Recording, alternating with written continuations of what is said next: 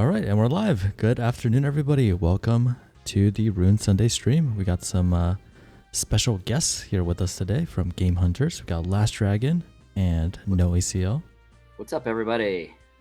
Hey, what's good, Rune community? Let's go. All right, and I usually say we have a short stream. Today, we definitely do not have a short stream. So be ready to stay here for quite a while. Listen to us ramble and talk about everything going on with the Rune NFT and the gaming community as a whole. And we also have a, I mean, I guess it's not even a sneak peek anymore. We're going to be releasing Rune Nexus, and the we're going to soft launch of Rune Nexus.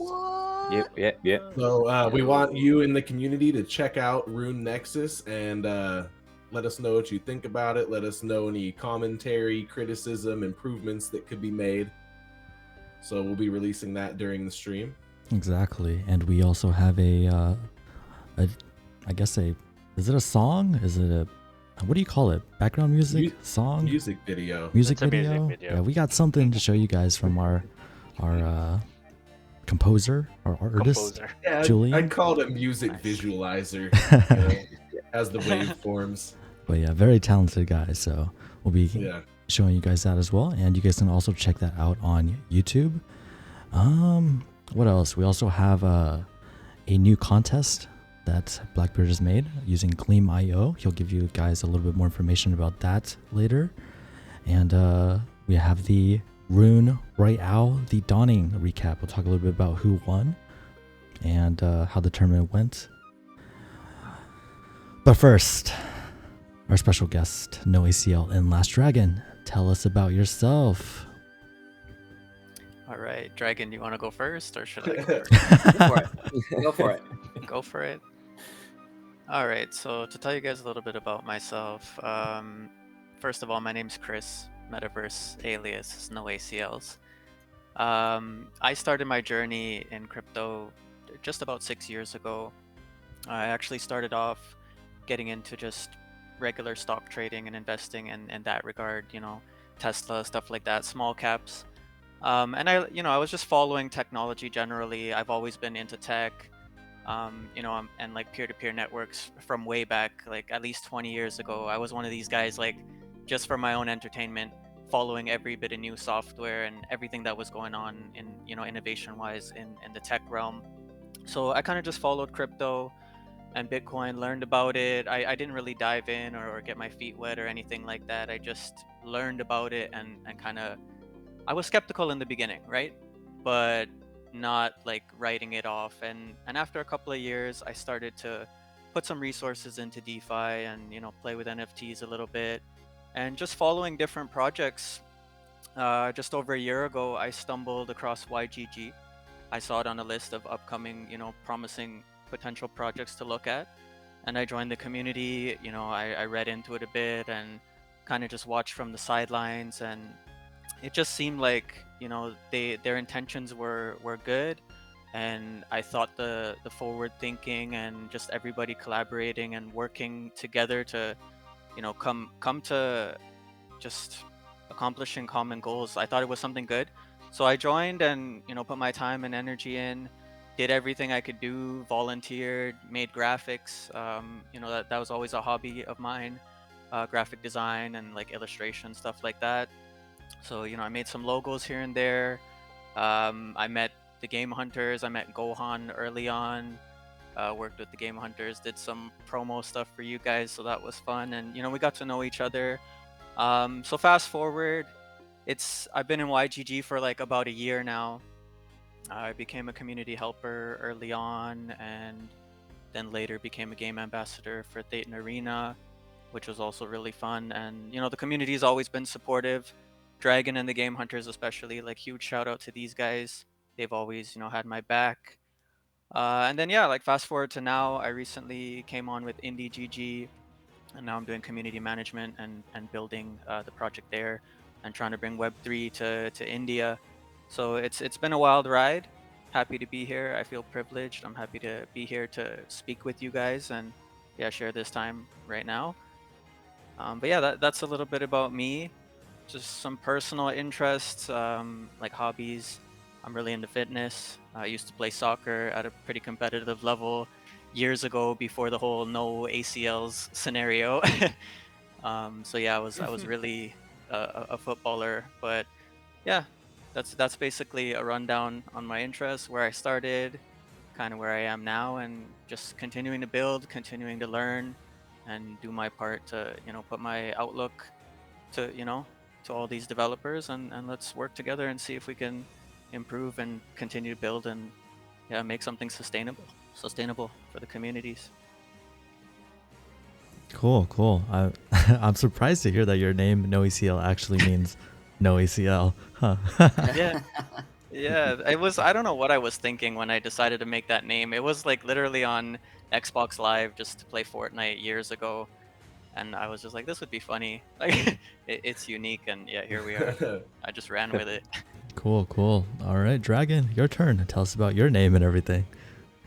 So I am a 45-year-old dad of an amazing 2-year-old little girl, and I was looking at the pandemic, and I am in the live events industry. So pandemic started hitting. I still kept my job, but a lot of the freelance work and stuff like that we would rely upon, and there was a lot of it. I do really, really high-end corporate stuff with some of the top companies in the world, and it just started all going away. And so I have always been checking out what games are out there, what it is that we can do for the RMT space, the real money transaction space. I have tried pretty much everything I could. Like Diablo 2, I was like selling stuff when you could still sell it on eBay. When Second Life came out, I think I pulled like $6,000 or $7,000 out of Second Life before the casino ban came, because I was helping manage a poker room in Second Life, and you would get a portion of whatever the bets were in Second Life. So I ran like one of the first Million Linden tournaments, because I was always interested in events and event production, all that sort of stuff. We would DJ and stuff like that in Second Life, and then that just pretty much imploded in a day. Funny enough, that's why I've always been so nervous about Sandbox, because I feel like Sandbox is kind of Second Life 2.0. I love it. It's great. It's just the same sort of thing happened with Sandbox, or excuse me, in Second Life as well, where all these companies got on board, and then all of a sudden they all exited just as fast when all the player base went away. So I ended up looking, I heard about Axie, but Axie I thought was really, really expensive to get into at that $200 level, which when it really started picking up, $200 was a steal. And even for meta teams now, like it's still $150 to $200 per Axie. And so I was looking at Axie, I was like, that's too expensive. So okay, what is this Splinterlands thing? I was watching Digicon. It was one of their first Digicons. It was about a year ago. And all of a sudden I saw Splinterlands was there, and I was like, okay, well, let's try that out. And it was a much more reasonable barrier to entry. So I was like, okay, well, let's try that. And so I started playing Splinterlands pretty heavily. I put about $300-400 into it, because I was kind of like NoACL. Like I was like, I don't know if I trust this. Like I'm really risk averse. Like I don't want to do anything that'll put my family at risk or anything else like that. So I think I put like $300-400 into it from a editing gig or something like that I had done, and kept playing. And then on one of the Splinterlands streams, Knight was there talking about YGG, and I had never heard about YGG. And so I kind of came over and I started talking to the guys over there. I think that was about June of last year, and started talking more and more. We started talking about streaming, we started talking about marketing, we started talking about how I could potentially help, or the skill set that I brought. And the way that YGG works is like a normal DAO, which was, if you want to do it, just do it. And so I ended up being a community leader pretty quickly for Splinterlands, and then a whole bunch of the community leaders that were there real early, we all just kind of got together, and May and Cydrake and I met in Splinterlands. and then Voss was there, and then the 4 of us were there. But then we were like, but there's other community leaders here too. Like, this is a community stream. So that's kind of how Game Hunters got started. And we've streamed almost 30 episodes. I think tonight is like episode 28, 29. I think we've done every week since.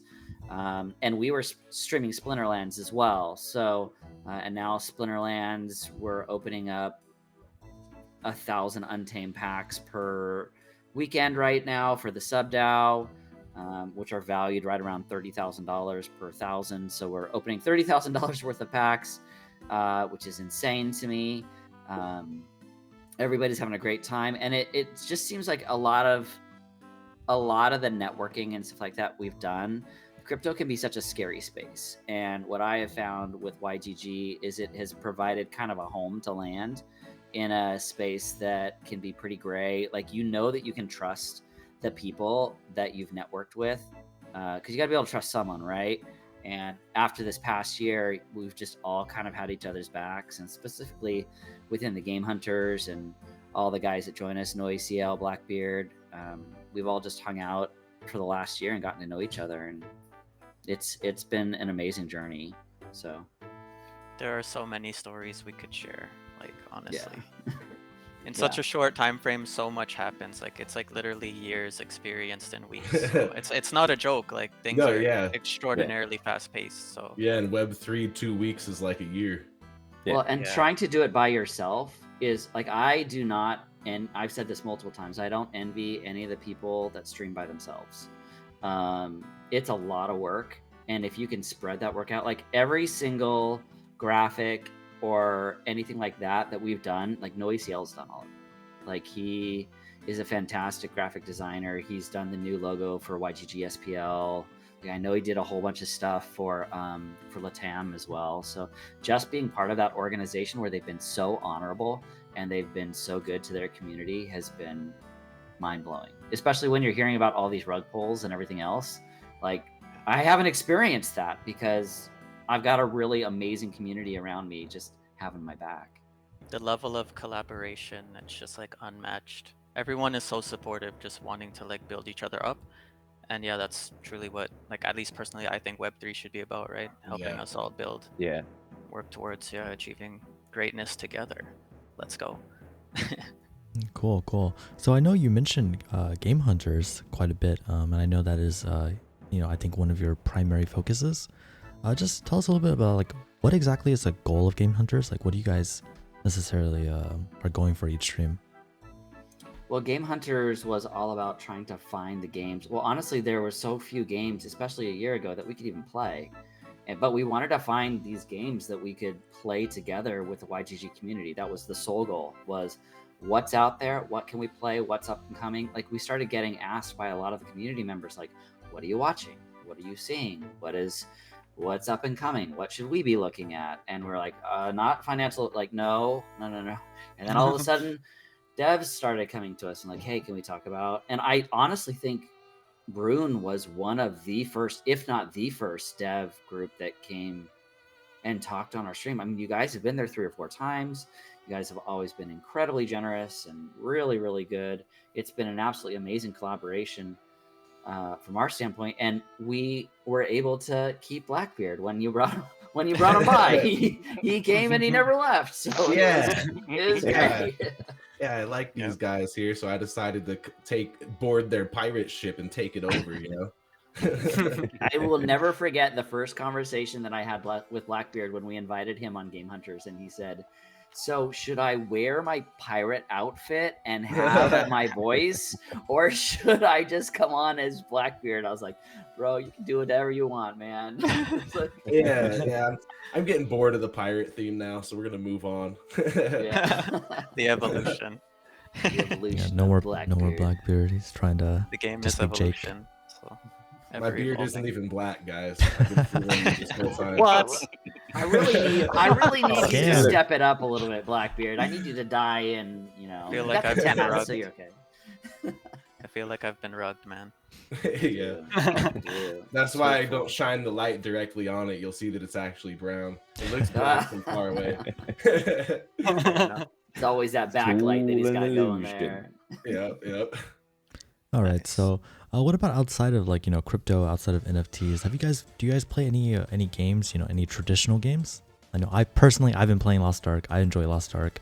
I think Lost Ark, the PvP system is really nice. I have some problems with the game that I think holds it back to me. But I mean, what have you guys been playing?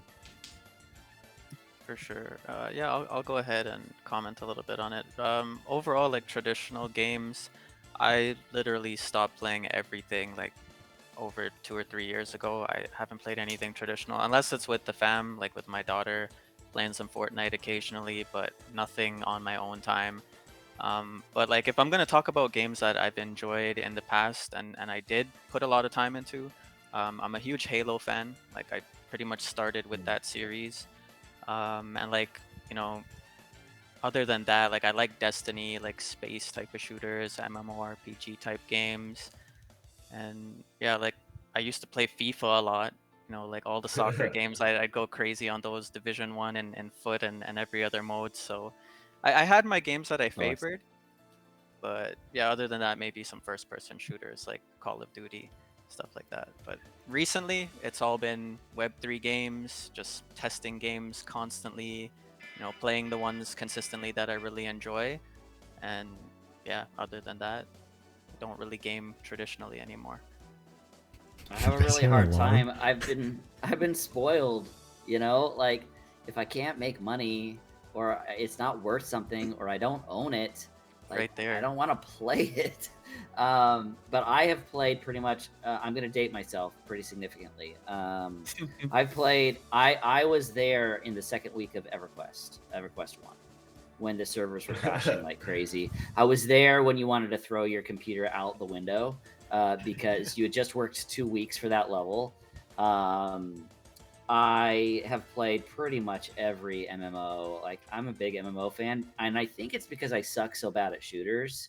Anybody who's played Blankos with me in regards to the shooters, like, Blackbeard, what are you doing right now? Can you come and let me, like, kill you a whole bunch of times? Because I can't do it, man. I'm terrible at Let me this. score them KOs. Yeah, I was like, please. I absolutely love I loved Ark in general. Like anything that's like survival, like the survival genre, I think is super fun. But I get really frustrated with it that you can only have like 40 or 50 people on the server. I think that's stupid. Like if you're gonna create something, like because I've been so spoiled by the MMORPG, so like if I can't like if I can't be on there with 1,000 or 2,000 or 10,000 people, like I really don't like being limited because I think that a power vacuum happens with it, and then it's just a few people that control the server. Elder Scroll was one of those games that I had fun with for a bit too. There's a new one that's out, Elden Ring, right? Yeah. Oh yeah. I haven't played that at all, but I've heard it's amazing. All right, cool. Okay, before we jump on to our next topic, Eki, tell us about Elden Ring. I want to hear about it. Yeah, what about played it as well. Elden Ring. Elden Ring, yeah. Well, That's crazy.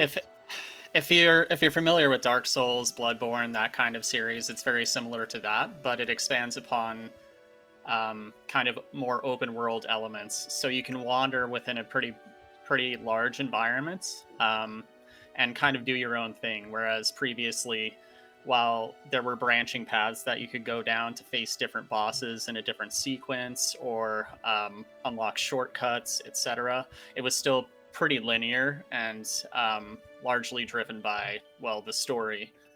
While the story is still relevant here, you have this much wider space to kind of play in, but it's got all of those like elements that From Software games typically do, where you'll explore in an area that you think is completely innocuous, but then find something really interesting.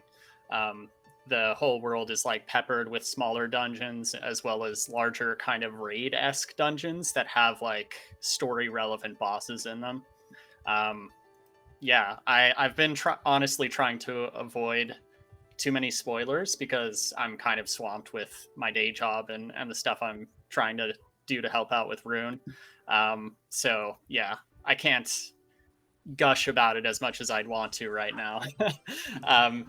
But yeah, ask me in a couple of months and I'll probably have a novel written about it. You gotta find some time to put that 3080 to use. Yeah, I'm hyped for it. So Okay, cool. So, well, I mean, I think that's like the goal, to have, NFT games, crypto games be of a similar quality, right? That's the dream. Yeah. Well, I mean, how many games are out there that you would say right now that are of good quality? Like really, like AAA, like Blankos, up to normal like standards, like of what we would game. consider normal. There's Yeah, I nothing mean, really mentionable yet. Like there are things that I think in their own regard, based on like Web3, there are some pretty good games and they're fun regardless if they're at that tier. But Yeah. compared to our traditional games, like honestly, there's nothing yet.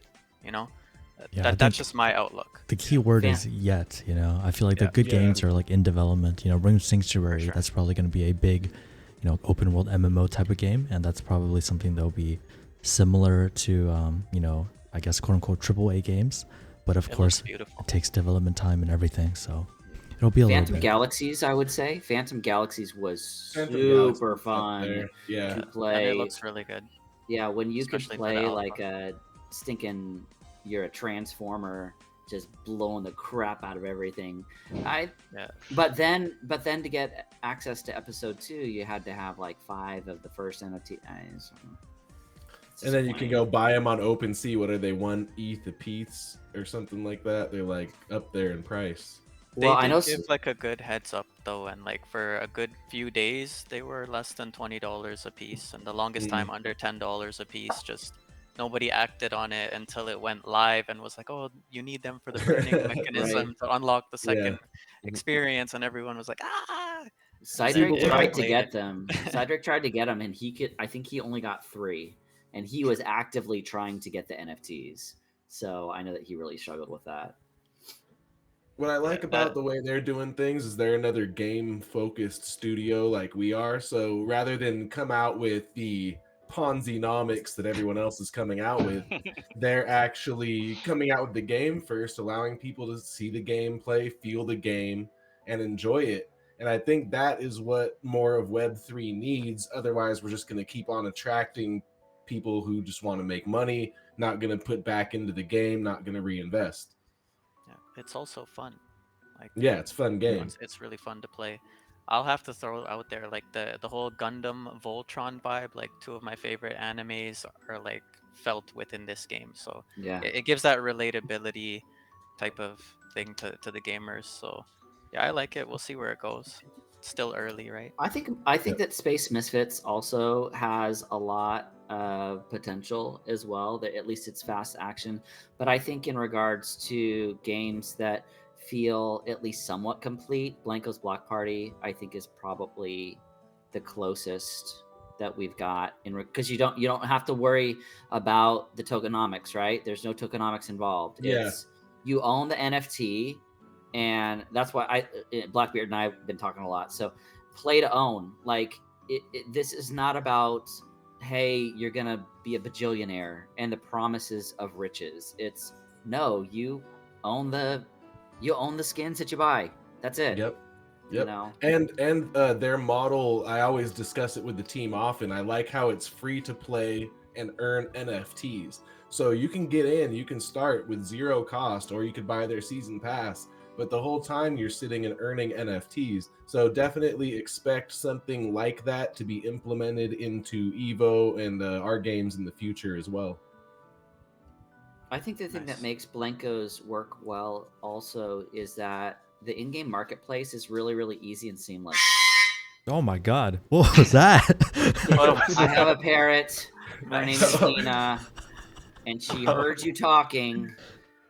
That wasn't a parrot. That was a pterodactyl, bro. You guys, she's in love with Blackbeard. She's in love with a pirate, okay? Oh my god. Look, I would have jumped if I had my volume any louder. She did not. No, she didn't. She didn't see Blackbeard. She misses him.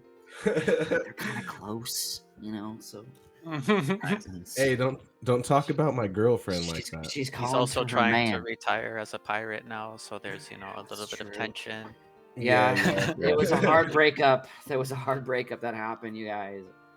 Wasn't pretty. Yeah, when I told her I didn't want to be a pirate anymore, she kind of flew off the handle there. So the real answer is she used to be really, really quiet, and then she went and hung out with a whole bunch of macaws. And the macaws taught her how to misbehave when she's not being paid attention to. And all of a sudden, it's like, what in the world? Where did you learn that from? You used to be so quiet, and now you're obnoxious. So, Gotcha. Macaws are a bad influence. those macaws. Oh man. Can't take them anywhere. All right, Those so pranksters, man. we will have more time to talk about, the metaverse, NFTs, crypto gaming, economies, and everything. In Are a you little proud bit, of us, but Panda? We didn't jump into it too far. Yes, do I'm you like very how proud we of just you. Yes. like Hey, skirted these- there? We just like those skirted the discussions- edge of it.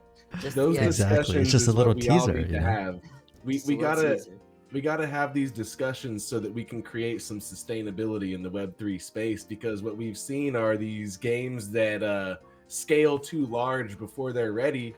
The token price is completely unsustainable. Too much sell pressure, constant downtrend, and there's no way to get it back up without some sort of shilling going on. So yeah, let's move to the next subject. Yeah, we'll talk about okay? that all a little bit later. But Panda's first, like, let's "Don't circle do back it, a little don't bit do it, to Rune. So this is kind of a unique opportunity both for us, because we just have a podcast of a stream with just a team. But since you guys are a little bit, I wouldn't say outsiders, but you guys are not, at least from what I can tell, you guys aren't super involved in the Rune community. You guys aren't Rune super fans. A lot of our viewers, a lot of them, I would consider them to be Rune super fans. But I think you guys are a little bit more, how do I word it? You guys are a little bit more on the outside. So it's interesting to We're hear what your neutral. perspective is We're on neutral. Rune. We're neutral, yeah. We're just Yeah. like, gamers. We love playing fun games and supporting people that we think are doing good work for sure. Exactly. And So- that's so why yeah, I think I've having played your Rune here and perspective. there. I still love the game for sure. I'm looking forward to Infinite. That's been the thing I'm most excited for is Infinite. That's what we all say too. Yeah. That's literally what we all say. But yeah, so honestly, like, what do you guys think? What are you guys excited for? What do you guys think we could do better? What are some reservations you might have before investing either your time or your money into Rune? And like, if you guys have any advice or anything that you guys would like to say to us, feel free. Just be like, as honest as you can. You're welcome to, say whatever is on your mind. I think we would appreciate the honesty and Yeah, help we us like improve. constructive criticism here. So Correct. Sure, for sure. Dragon, you want to go ahead? You go first. So we played Rune last year, right? It was one of the first groups, and your game was the one we played. We've gotten the honor to be able to kind of see it grow. I also have gotten to see what is going on in regards to your graphical updates and stuff like that. I love how you guys have turned around and you figured out different ways to play different games within the Rune evolution. Like the fact that you have figured out how to do a battle royale and you've figured out how to do stuff like that. I also really like how transparent your team has been. You guys have been really, really open. Specifically when you come on with us, it's not just it, like a lot of devs come on or they want to come on and they just want to shill. And you guys have come on not just once, but like 3 or 4 times and have very much so said, this is where we're at. This is what we want to do. Blackbeard comes on. He shows us the latest iteration. And the truth of the matter is we all want to play Infinite. Like every single one of us wants to play Infinite because that's the style of game that, especially those of us who are like old school, like I want to play that. Like that looks really fun. On the other hand, the thing that's been a little bit difficult, it's a little hard to navigate sometimes, especially if you're crypto new. If you're completely new to crypto, okay, what do these rune words mean? How does that really help me? I don't know. Like, I know that I need to spend the $20 to get my character, but then what do all the rest of these things do for me? I mean, Blackbeard tells us what they do for you, but not being able to actually see that in gameplay and so like, oh well, I got a sorcerer and I know that's part of Diablo 2, but I'm gonna go play with a dragon, which I love in Evolution, but I can't actually play with a sorcerer. So how do I navigate that? And I think that really, again, the same sort of thing, even with like marketplace and stuff like that. Like I want to be able to, oh, okay, well, if you want to get a rune word or whatever, you go here and here and here, and this is what it does for you. I think those are the sort of things that I've noticed. But also, I think the way that you guys have been transparent about that is absolutely incredible, and is honestly not the norm for the developers, for most of the developers out there. You guys, in my opinion, are one of the top 10% the developers, and I'm not saying that just because I'm on your stream, like, and because I know Blackbeard and he's with us all the time. Like, we talk very, very openly about problems and things that need to take place. Like, he doesn't pull any punches. You guys know this. Like, He's got very constructive views, for yeah. sure. Very good Thank you. debates. Like, how do you create something that's gameplay first? So that's what I would say. The website is a little bit difficult to navigate, and if you're crypto new, it's like what is the farm? What's the pool? What's, so you kind of have to have some information. That's great criticism. That's the type of stuff we need to hear. I definitely have mentioned improvements to the UI on the website and the front end. So hearing that from an outside perspective will probably get the fires lit a little more on pushing forward on that. No, For sure. All right, so I've got a couple things that for me would like make the experience overall a bit better. Like so far Evolution, like I know it's early, you guys are building. We've seen some sneak peeks of what's to come with Infinite. Infinite looks like it's going to be a pretty challenging game, and I like those kind of live battle games, and it's the classic type of style. And then we see Sanctuary and where it could be going, and that even that looks even better. So at least we have things to look forward to. You're, like Dragon said, you're transparent. We can see what's being built, and we kind of have an idea of what to expect down the road. And then I like, Evolution. I think it's fun. I think it's simple to start with, and I really have to give you guys kudos for how you've structured the token system and how it's been relatively stable for everybody that participates, because you've got that rotationary system. You've got a whole arrayment of tokens that kind of keep things cycling. So it's smart, and it's working right now. So I have to shout that out. And then overall, like, I think it would be useful if there's a way to implement some type of lending system, or being able to, share assets within the game, or renting, something like that, so we can get more players in. Or even if you have some type of thoughts for free to play mechanics for the game, something like that, just to get more players into it. But overall, like, I like what you guys are doing, and I'm looking forward to seeing how things go as you continue to move forward. I think you'll be Awesome. happy to hear that we definitely do have a lot of internal discussions about lending and renting. I know specifically me and Disco have went back and forth about it quite a bit, and everybody else in the team, I think that's probably is going to be something that is going to be, a feature in Rune. How it's specifically implemented, I think that's still to be determined, but that is definitely something we're going to be exploring. And the discussions about lending and renting, a lot we have to think about the future sustainability of the ecosystem as we look around and we see the issues going on with a lot of the games after they scale. So the way that we implement it, we're going to consider all the factors moving forward to the future. And also, you'll be happy to hear that we have talked about implementing a free-to-play mode for Evolution, where you'll be able to earn NFTs through season pass type of achievements. So that's going to be coming up in the future too. Nice. I guess for me too, like when you look at, like, I'm looking through your marketplace right now, and I don't understand why it is that if it has the name NFT to it, why it has to be so expensive. Like, I'm looking at the Hellfire Epic Body Armor right now. From an outsider coming in, clicking on the marketplace, I see that's 2 BNB. That's really really expensive. What do I get for that 2B&B? Like, what does it do for me? What does that NFT do for me, except being really expensive? I mean, obviously, you've got people who have that kind of cash flow, but for me personally, I want to see Web3 turn into something that literally is not just the investor. It's almost like you have a class system. You know what I'm saying? Like, you've got your investor class that has tens of thousands of dollars that the dev studios are really needing to be able to develop the game. And then it's almost like you've got this subclass of players that can't afford it, but they just want to play the game. How do I play the game? Okay, well, we look at scholarships. Okay, we look at rentals. Okay, we look at this.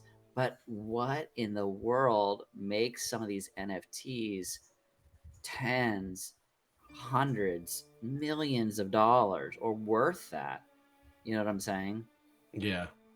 Yeah, I definitely see that sentiment, and I believe the way that Web3 currently is running attracts more of the investor class than the actual gamers. And the problem with that is the investor class is looking for a return on their investment. A gamer's just looking for fun, right? They're willing to invest any amount of money to have that fun. They spend thousands of dollars a year each on little cheesy mobile games and stuff like Right. that. So, for me, onboarding the average gamer into Web3 would probably be more of a sustainable play than offering investors large returns on their investment, you know? And that's the type of players we all need to be focused on attracting into Web3. But I if you think think about it, with the marketplace prices, what you need to take into consideration is the crafting cost. I think one aspect I like about Rune NFTs is that the chance is random for everyone, and there is no way to pay or do anything to influence your chance of getting a mythic, an epic, a better roll, or a Yeah. 0%, and anything in between. Everyone's got that equal opportunity. I think each individual item, our NFTs are pretty cheap in that it's between maybe $3 to $5 usually for a craft.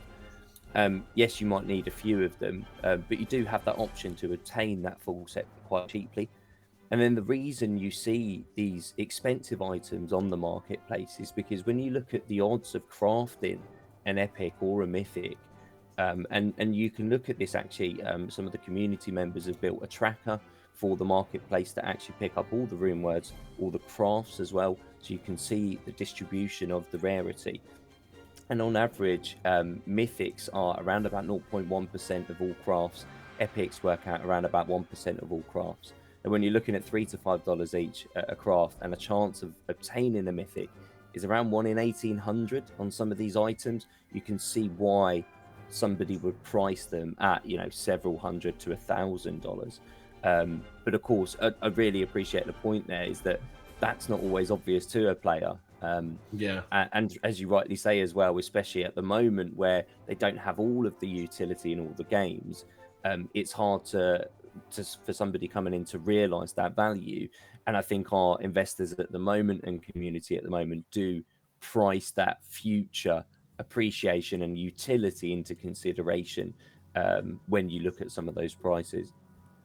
The thing that stands out to me from what you mentioned there is the fact that the player is the one that dictates the value of that item, and their ownership of that item is what they use to decide the value. So the fact that it's player driven, that's really awesome. So it's important. We want ownership. Yeah, I mean, right? none of those items are sold by Rune, apart from Right. the Founders Cube, Correct. because that is a fundraising item, exclusive access that people can get and all the other benefits. But all the other items are player crafted, player traded, player owned, and putting them out there at the value they feel is correct for that trade. With Infinite, you're going to start seeing these items that are crafted as well have the utility, if I'm not Exactly. mistaken, right? Correct. So, the thing is something that maybe a couple $100 right now could be worth 20, 30, 40,000 in the future, and I think that's what people are hoping. Depends how viable that equipment is in the Yeah. game for a character, Exactly. and what the Yep. players dictate the value should be based on performance in the game. And that's So just a it's regular great. open Well, market, which is great. Yeah, That's just like Diablo 2 or any other game where people, you get a really good rare in the game, it's going to be worth a couple grand, Yep. But you Correct. can still go in and purchase really cheap items for yourself and still be able to play the game. So Yeah. it just depends on how much you want to invest, what type of bonuses. But I'm sure skill will be able to overcome people who want to just go in and buy mythics, Yeah, I mean the game's Yeah. balanced that way, but I think it's also important to remember that you can do all of this without paying anything apart from that initial character cost and just earning all those runes for crafting all those items through evolution. If you put in the time and you get better at the game and you get skillful at the game, it is very possible to earn all of that. And you're not spending $3 to $5 a craft. You're just paying, a little bit of BNB for the gas fees. And we can see players doing that. We see players doing that and getting marketplace crafts and crafting epics. So it does happen already, and it is possible if you're willing to put the time into a game. And surely that should be the end goal at the at the end of it. Yep. And I think it's also important to mention that I think the way the runes words are structured, I guess maybe Eki is better off explaining this, but I believe the way that it works is that the rune words that we have right now are going to be like pretty much like top tier Ultra rune rare. words. They're going to be the best rune Correct. words compared to the ones that are released later on when the game is more developed. Yeah, I mean the balancing per game is going to be a bit different. Like with Infinite, we're kind of making them such that you could consider them to be cards, and each one gives you a skill and a set of buffs that synergizes with the skill, and you can mix and match those. And with respect to Infinite, at least my goal for balancing them is more so that the differences in perfection are related to the amount of rewards you get when you win and when you demonstrate high levels of skill. Whereas the kind of gameplay relevant attributes, you could potentially stand toe to toe to someone with a mythic if you have like a rare, if you're a good enough player to. Like you're not going to be necessarily disadvantaged to a massive amount because you're not able to spend several $100s on an epic or a mythic for a particular slot.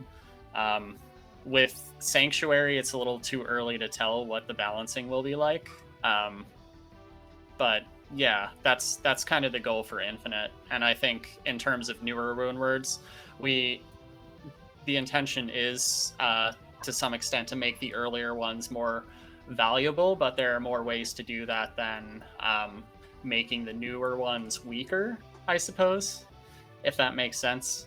And I think we're going to aim for that rather than just, wholesale making every new rune word iteratively weaker, when in reality, kind of our ability to add interesting attributes and nuances to rune words actually grows over time rather than becomes smaller. So it would be kind of like purposefully preventing ourselves from making these items as awesome as we can, to make newer ones just worse.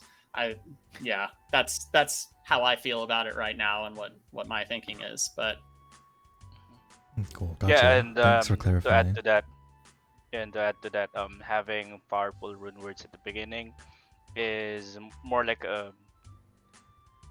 having a baseline for us to determine on how or what the future items would be. That's great. Cool. And also, just Yeah. one last thing to address maybe your concerns about the entry cost, about how things might be a little bit more expensive. I know this isn't, necessarily, this is more of a band-aid solution, but, I think here at the Rune team, we do try to give back as much as we can with, with the stream. We generally give, 8, 10, sometimes even more rune words to our viewers. And, if we're getting like There's 40, no 50, doubt. 60 viewers, that's a good portion of people getting, free rune words, right? There's but no we- doubt, and we- we've said this multiple times, that Rune, when you guys have come on Game Hunters before and given away just tons of prizes, you guys have been so good to your community. I would say by far some of the most generous. I mean, Binzi came on at one point and Binzi's giving away stuff. Blackbeard's giving away stuff. Maiv's everybody's giving away stuff, and it's just you guys have been so generous in regards to that, and I think that it's so cool to watch the development of a game at the beginning of the cycle, because I do think that we're still in that ramp up period with all the different games you guys are creating.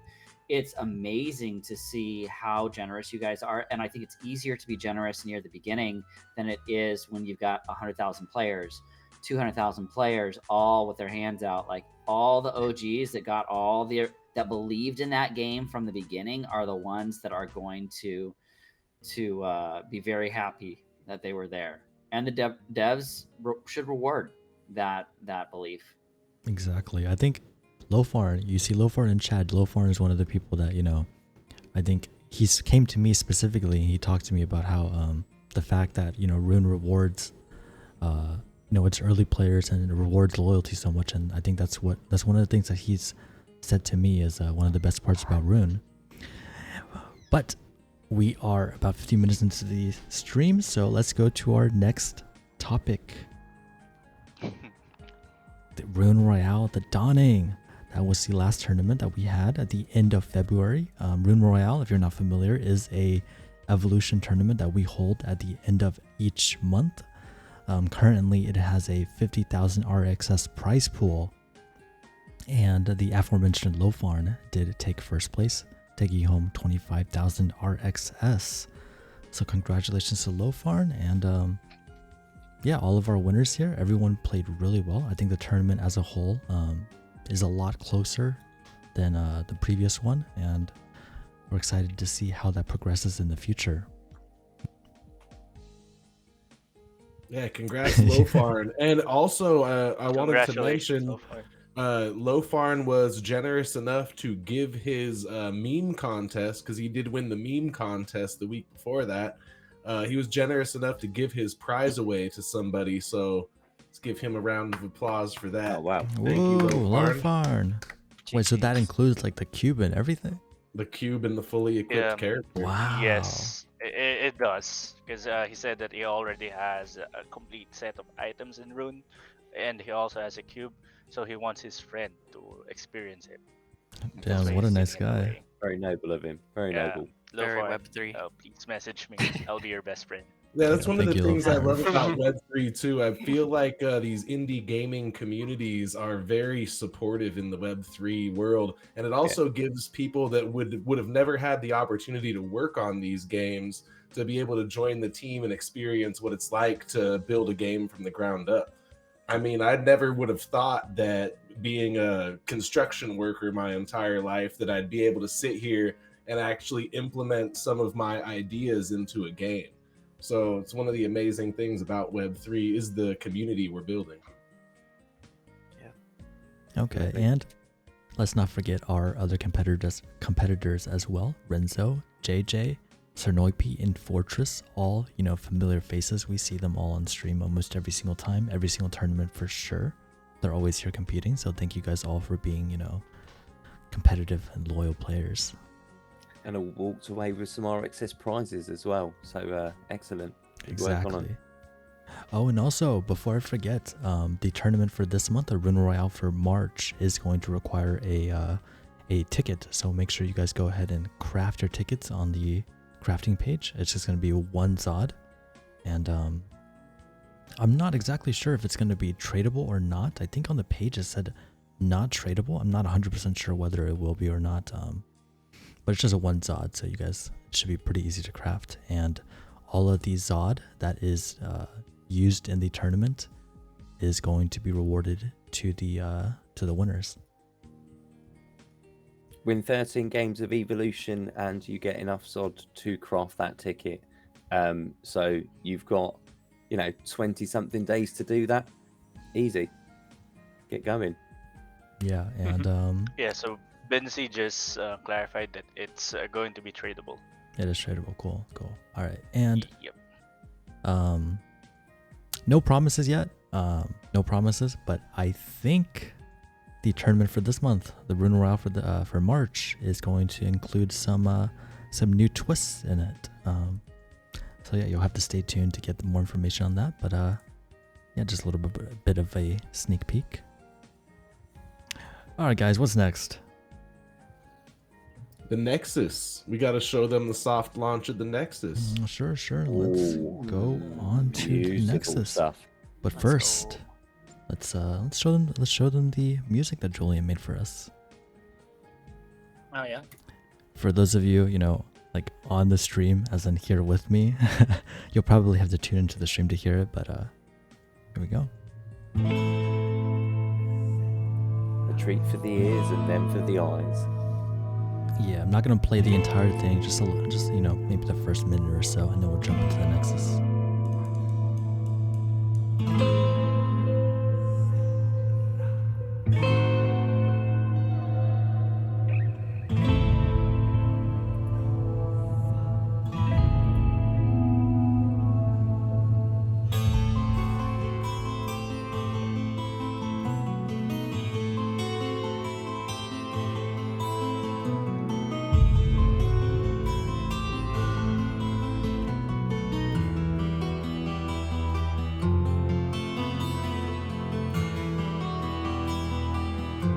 What's going on with the Nexus? Speaking of the Nexus, like honestly, when we were taking it back to like what we thought about Rune and stuff like that, I think like for the fun factor, that lore immersion, like having a bit of that, just connecting the game with the story and stuff like that, involved in the website in some way, like an intro, so you learn more about really the tale behind Rune and what Hera's all about, right? I think that'd be pretty interesting. That's a good shout, yeah. I love the music. It sounds great. Yeah, we have more where that's coming Yes. from too. He has I think 4 or 5 tracks produced so far, and they're all really freaking good. Thank you to Julian. Vince just mentioned that he interviewed 20 composers for the job. Amazing. It's clear this guy's really talented, right? Let's see if we can get him on Yeah, the stream sometime. Honestly. Yeah, I think we were inspired a lot by Matt Uelman from Diablo 2, how you were able to really immerse yourself in that experience through the music. I mean, for years after I even stopped playing the game, I found myself going to YouTube and typing Tristram theme, just sitting there and letting it play, Because we all recognize that, right? It's all. Yeah, when the music is good and you're playing, I mean, just listening to the music can immerse you back into the experience. I go listen to all sorts of video game soundtracks and, remember exactly what I was doing as a kid when I was playing that game. It's true. Alright, if you guys want to hear the rest of the song, it is on YouTube, youtube.com/RuneMetaverse. If you guys want to hear that. We gotta jump into the Rune Nexus. So this is our first official soft launch of Nexus. Oh, come on. Is it really not going to capture? Nexus.rune.game for anybody that wants to go visit it with us. Okay, there we go. Now I think it is capturing. And let me go ahead and put the background music back on as well. Yeah, so this is basically, it's I guess you can think of it as kind of like a wiki, a more interactive wiki that's going to show you different places in Rune, different classes, different information. Very nicely designed. I think this is still kind of in a beta alpha state, so not everything is finished, but we are working on that. Yeah, so we want you guys to go look through it and give us your constructive criticism. Let us know any maybe broken links or anything that you find in there. And we're going to make it look as beautiful as possible before the actual launch. And the launch is also going to come with a contest. I'm going to start round 5 of the Gear Up with Rune contest, which is going to be an art contest. So you can look through Nexus and create art from any part of the lore that you would like. Nice. This is just what I was asking about. It's all right here. You got the lore, you got everything. It's Let's all go. right here, baby. The Nexus is where it's at. Yeah, our lore keeper is real. I mean, I would love to get our lore keeper on Game Hunters one of these days. He is really good at immersing you in the story of these characters. I love it. He's a great storyteller. Yeah, Yeah. has got some amazing Yeah. ideas. You know, can really construct a world, make you feel like you're there, give it that sort of layer of magic and mysticism. Yeah, so I couldn't wait for this. I'm excited now, and it's so great that we finally got the Nexus in our hands. And hey, there's actually, you know, step-by-step instructions on you know, how to use the website, how to swap, how to use MetaMask and everything.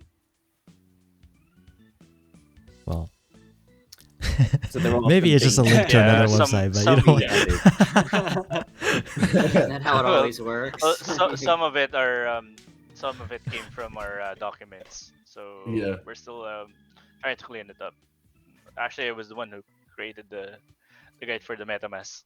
So Thanks, Maiev. We appreciate you.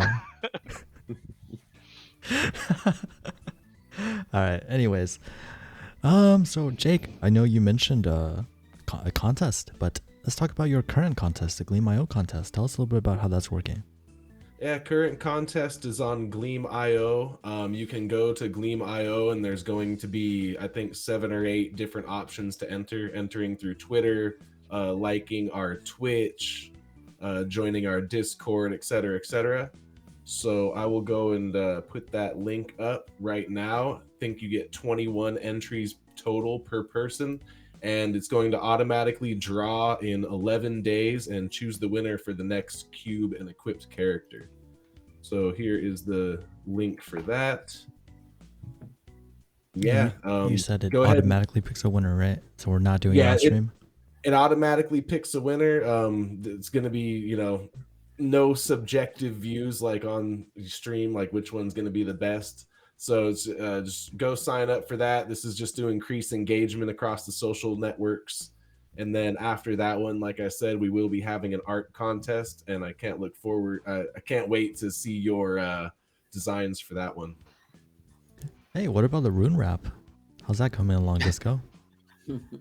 We need to do that.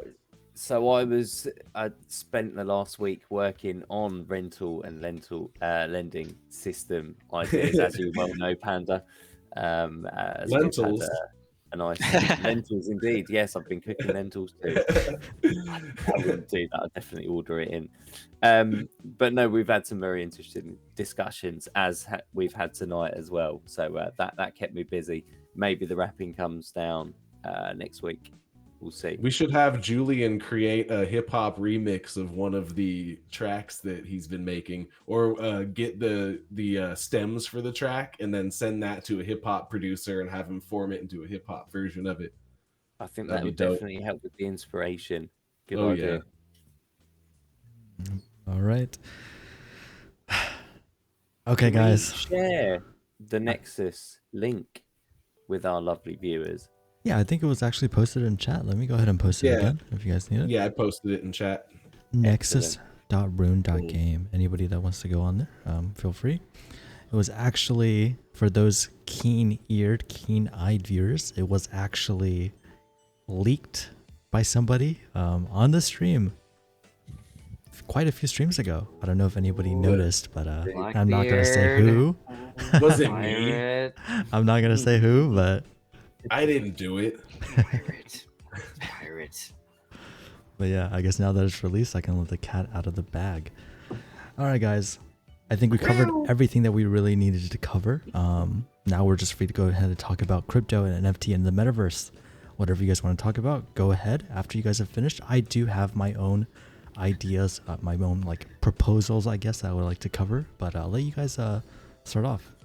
Panda, I want to hear your ideas on the metaverse, since you're coming into this space as a traditional gamer and you're seeing how it is, because a lot of us are coming into this as crypto investors / old school gamers. Like, a lot of us didn't keep on playing and join it because of gaming, but you did. So what's your view on the sustainability in the future of the metaverse? Okay, sure. Okay, I'll go first. I'm actually pretty excited to talk about this because I feel like this is something that, like, people talk about the sustainability, but I feel like nobody views it in the same way that I do. I'm not really sure if that's because I'm thinking outside of the box or because what I'm saying doesn't make sense. So it'd be nice to see what other people think about that. Little of both, probably. Yeah, maybe a little And bit to of both. remind our viewers, you have that kind of competitive gaming background, don't you? So you're not just, you know, an avid gamer or somebody who's keen and likes gaming. We're talking somebody who, you know, did play semi-professionally, professionally, you know, gaming. So this is an expert gamer's view, not just like your average Sunday Joe. For sure. And that's why it's really interesting to hear that perspective as well. Yeah, and he was already making money on Maple Story, was it? Yeah, I was actually kind of like you, Jeff. I was very much into the RWT, the real world trade Oh yeah. part of MMOs. So The black market. the that black nobody market, wanted. So for exactly. some reason, we got into NFTs and Web3, and all of a sudden, it was all okay. All the banned accounts, all the whatever. Oh, okay. I don't have to play Yeah. Entropia anymore. Okay. We're okay to sell now. Great. This is really Yeah. something we've wanted from the beginning. Like, Yeah. honestly, Dragon, I saw you post a meme like a couple of days ago. It had the Game Boy system links. And like, you know, me personally, like I grew up in the 90s. Like I started with Pokemon from the beginning. I had the gray Game Boy, right? So our mindset as youths were always to be able to, you know, have possession of our digitally earned content. And then when we had that system link experience, P2P, to be able to trade with one another, that just made it even more personal, right? So we've wanted this for a long time. And I remember as the gaming industry was like transitioning to this whole like pay to play and just adding like all of these, you know, incentives in the game just to buy and you know, just give you an extra experience or give you tokens so you could progress faster in the games. Like this has been going on for a long time. And like personally, I wanted this early on, being able to own my digital content. And yeah, just like you mentioned, on the markets, even though it wasn't allowed, being able to do that from the beginning. This isn't something new. It's just now we actually have some infrastructure to be able to do these things. So it's definitely an amazing time. I Yeah. am very curious how you monetized Maple Story, though. I'd like to know that. I mean, Maple Story, a lot of it is just like, you know, if there's inefficiencies within the market, Maple Story is one of the games that didn't have an auction house or any type of like rent exchange type of system for quite a while. So you can make some money just by being aware of the market value of items and then buying some that are cheaper than market value and selling them for more. That's like the simplest way, but obviously there's more complicated things I don't really want to talk about. I don't want to incriminate myself, but yeah. All of a sudden, all of his Maple Story accounts are frozen. Yeah. To come back In to other words, fun I times. thought you were squeaky clean, Panda. What the hell? Well, only in my in physical. opinion, no matter what game it is, as long as there's a demand for it, people will always find a way, even if the developers prevents them from trading. Because Exactly. in my experience, Yeah. even a gacha game like I think it was Genshin Impact, and people want to roll 5 stars. So I have friends who were like creating 50 accounts just to roll the best 5-star characters at the beginning without spending anything. And what they did is they actually sell it. Yeah, you could just sell Yeah. accounts. They stole the account. They actually Yeah. sell account. You can't stop Yeah. that. Remember the game Yeah. boosting services, like the level boosting yeah. services for Yeah. like WoW? Like you would hand off all right, give me the password and we'll level it for you within 4 days and you'll give me $1,000 to do it or whatever. That You was can still actually do huge. that on Yeah, Fiverr. correct. Pilot You can- services. You leeching can still hire services. those guys on Fiverr, and it's way cheaper now. Progress. Yeah, definitely boosting in League, also something that was perhaps I've actually familiar got a with. funny story to share Perhaps. on this topic. Like in the early days, like I've played FIFA Ultimate Team from the beginning, right? So when it was early, like I was one of these gamers in my youth, I realized the potential to monetize in the real world with the things I was earning in the game. Everything from, you know, the points you could earn on the market, but I would just be, you know, trading and playing the footy game, you know, buying players low, selling them high, watching the real world games and making like my own wealth within this game. and then I went ahead and started to sell it off market, and I got my account banned for 999 years. So I learned my lesson early on. My future generations will That's never why be you able always to. do it with the second account, bro. You always do it with this. You don't do it with the main account. Oh man, I just Panda- got hungry. Yeah, Panda, anything. you played competitive League of Legends, though, right? I played competitive. I wouldn't say I was not quite at the professional level, but I did play competitive. I only got to silver. I didn't quite get to gold in that. I played Okay. season 1 of League of Legends. All right. So Could you before imagine if played. League did that? I never played. You, Hate you that. never got addicted. He's Dota Yeah. 2. He's Dota I'm, 2. He's I'm your anti-league. counterpart. I almost Same feel here. like Dota might be bigger in like Southeast Asia Sea region, right? I feel like It is Dota's now. always been bigger, hasn't it? I don't think so. League's pretty I big. think so too. Well, Well, I'll be honest with you. Yeah, I've seen Dota on most major betting platforms. I haven't seen League of Legends as often. So Mhm. you know, yeah, if because we're going by see. that, you can. It's like you can trade assets in League, right? No, But you in can't. Steam, Oh, Steam, Steam, right. you can okay. trade assets in, Steam you in can trade Dota, assets, right? and Yeah. and they sell for like, I think the most expensive was like $3,000. Assets could go that way, or even $45,000 was the. So that's a good question. Why is it okay? Why does Web 2 feel like it's okay to sell whatever asset they get on Steam, but Mhm. yet you talk about NFTs and you talk about Web 3, and that's like, oh no, don't do that. You know, we're not going to do that. Well, I think that's mainly because of a negative stigma that people have over NFTs. I think most people are probably okay with it being applied to like games. I think majority of it is just it gets a bad rep from NFT being used as, I guess, art. So, you know, the art in general is probably something that most people don't really understand. So at least from what I understand of it, art is like, sure, art does have a value, but I think a lot of it is used in like money laundering schemes or tax evasion. I don't know. I Yeah, don't want to I could say like see I'm an that. expert, No, but I I could see think that. I heard that was a thing. So It is, and a lot of it is also wash trading. I mean, people are selling stuff to themselves to artificially inflate the value and then sell it to the bigger fool that comes along and purchases after them. There was a video about Gary V literally calling up 30 of his investor buddies from Mr. Beast to Logan Paul and artificially inflating the price of CryptoPunks. There's a video, the interview with Logan Paul and Mr. Beast talking about it. So they're doing that. They're artificially hyping these projects, and then, you know, rich kids, rich people, trust fund babies coming in, buying it as a flex piece. This is the new Rolex. This is the new Rolls Royce. And they're sitting there making it their profile picture on Twitter. And that's them just flexing their wealth. And that's what it's been turned into. That's how the average person sees it. And other than that, 90% of the projects are rug pulls. You get into them, the liquidity gets pulled out. The NFT is worth nothing. There's actually a team of rug pullers that go around. If you search hashtag rug pull mafia on Twitter, this group of influencers will make a project, sell it to a bunch of people. They'll mint out because they own channels that have millions of people, right?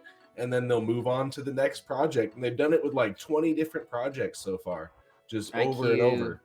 IQ Ballaman says it's influencer mafia. Yeah. And that's what's going on. And also you have influencers making projects that are absolutely worthless just to make money. What was it? That one porn star, Lana Rhodes, Yep. she rug pulled her fans, made an NFT project, and then, oh, I can't do this no more, yada, yada, yada, yada. And that's what's XNBA going star on. too. Yeah. yeah, Same thing. Yeah. De'Aaron Fox. Yeah. So the Yeah. average mainstream viewer looking into NFTs that don't understand the technology and where it can lead are just seeing it as a scam. These are just like Yeah. people doing negative things to capitalize on the market Mhm. for sure. Yep. I think Do- another factor is, like it's a total, like if we look at the things that are in a good light right now, and the people in the space that are building something positive to help everyone grow, right? Like the thing that's happening is like the traditional business model, that this is entirely different shift, right? So like we're starting to see the current like way of things where like the publisher has such a huge chunk, and then like the developers, and like as far as the community goes, like there's not much value given back. So we're coming out with like a system that totally disrupts this, and of course there's going to be combatants, right? It's disrupting the way things operate now. Others are going to have to adapt, and like then you lose money in the process because things are changing. So it's comparable to things that have happened in the past with other businesses that refuse to innovate as things progress, right? You could use the Netflix blockbuster. You can throw so many examples out there, but this is another reason why a lot of misinformation or negative light is being put on the space, because yeah, it's a different way of doing things, and it challenges the way we do things now, right? Yeah. And it's a big change. Mhm. There's definitely. Oh, sorry. Go ahead. No, you go. I was going to say there's definitely a lot of money behind the negative narrative towards Web3, I feel like. Like, all of mainstream financial institutions don't want this to happen. And it's like a pittance for them to pay people to amplify the negative messaging whenever it appears. Mhm. So, really, you probably have some of that as well. And I mean, people just in general, I think, are wary of being scammed, because so much of our society is built up on kind of marketing and how much you can stretch the truth to get people to FOMO in to buying something, or think something is like going to complete them in some fashion. Yeah. And people are really just angry about that, and then attaching NFTs and crypto and Web3 to it, and associating those two things, even though just like Web2, you can have like standard the exact same websites. thing.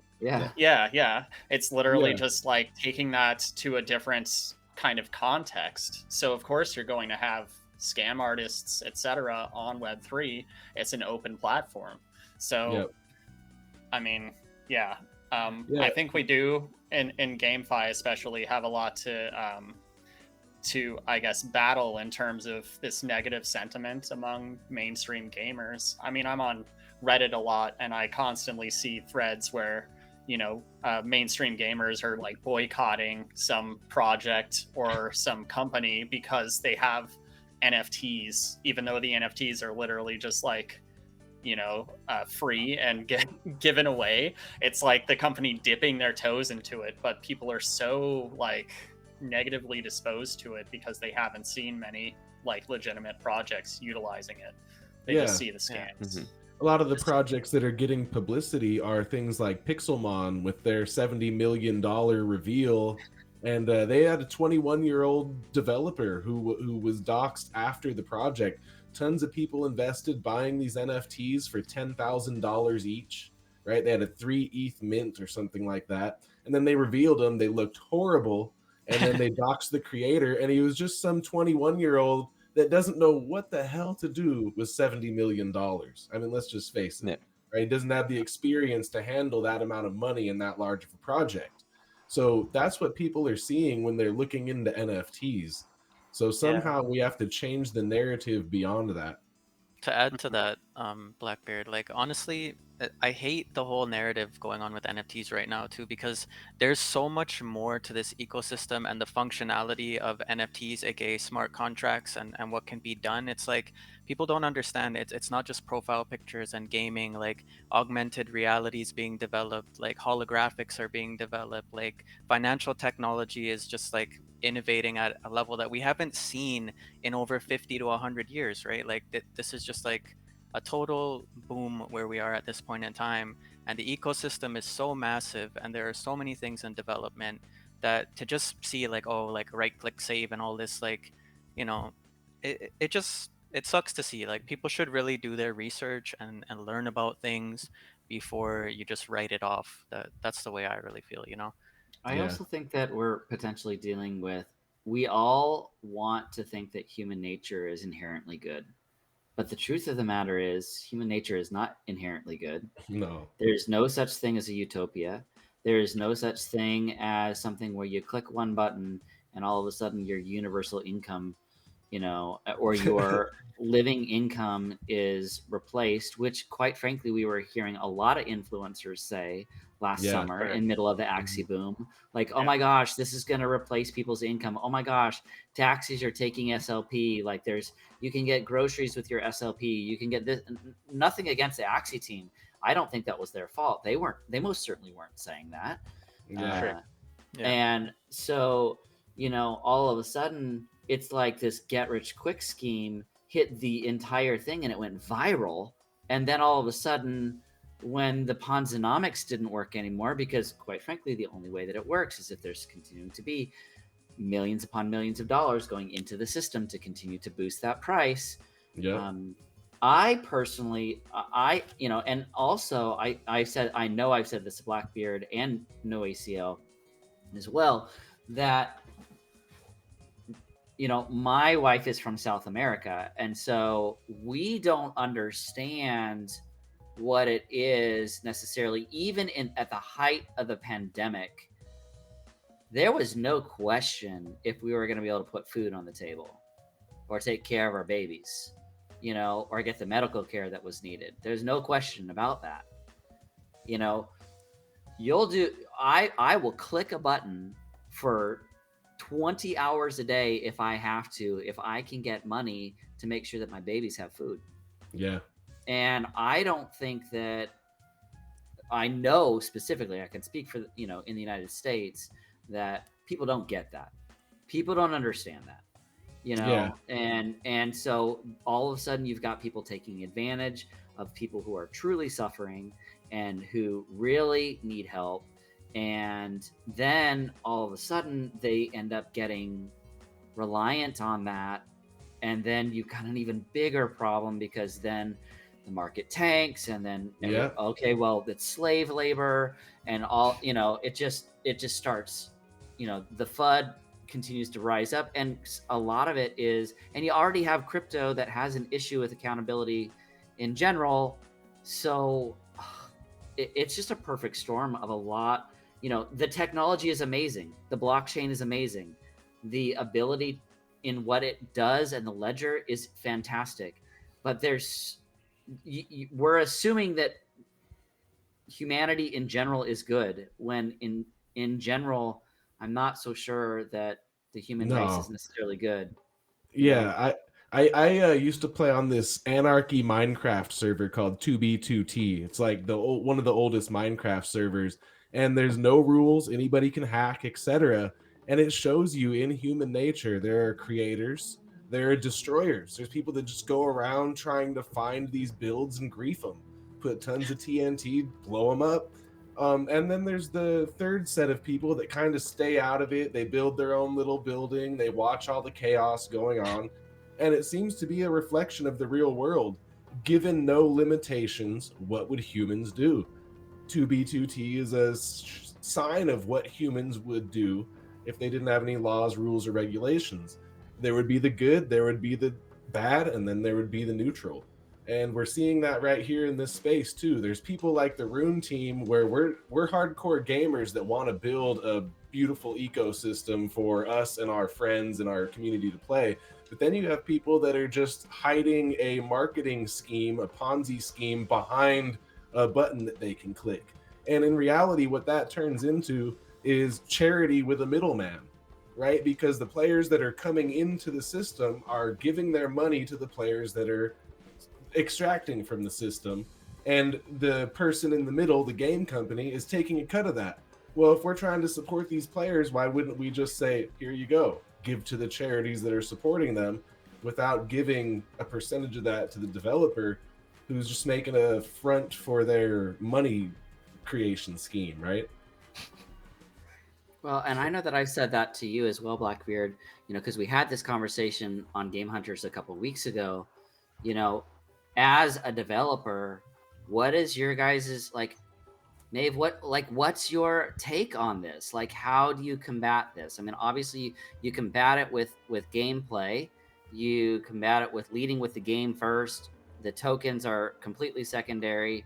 I personally think the tokens need to go away. if you want to combat it, get rid of that, and then turn around and own your NFTs that you can sell in the marketplace.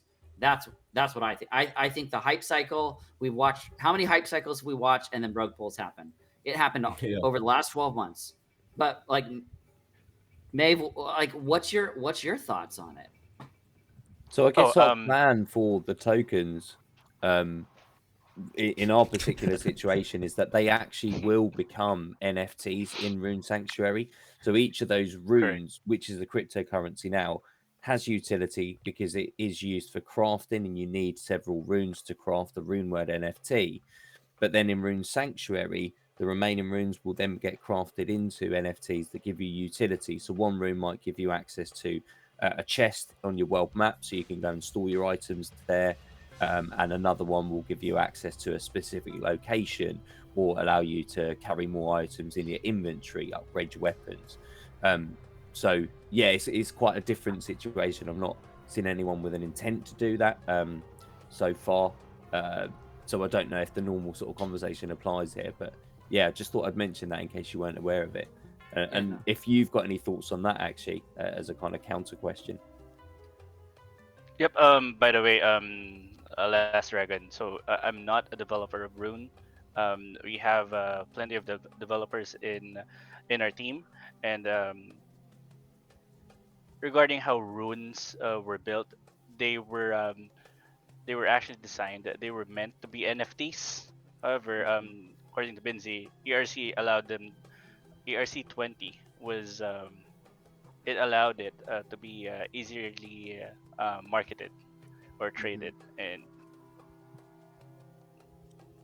yeah, there's not like an easy way to provide liquidity for NFTs, the trading and such of NFTs right now. So having them as tokens kind of allows us to do that as those critical pieces of infrastructure come into place. Yeah, I would say the same thing. Like, and I actually, it's interesting that Binzi says that about Kickstarter, micro Kickstarter. I don't see this as anything different, and there's nothing wrong with that. Like, here's an NFT. It's gonna have utility in our game. Do you want to support our game? It's not Kickstarter. It's on crypto. You know, it's in the market, and then you can sell those NFTs if you want. I think that we've seen Phantom Galaxies do that as well. Like, if you have a specific NFT, you get an hour head start on the planet sale when they do that. I think that sort of fundraising is absolutely incredible. And I think that that's a model that we're all aware of too, right? Like, we've seen that model before. It's just in a different space. Yeah.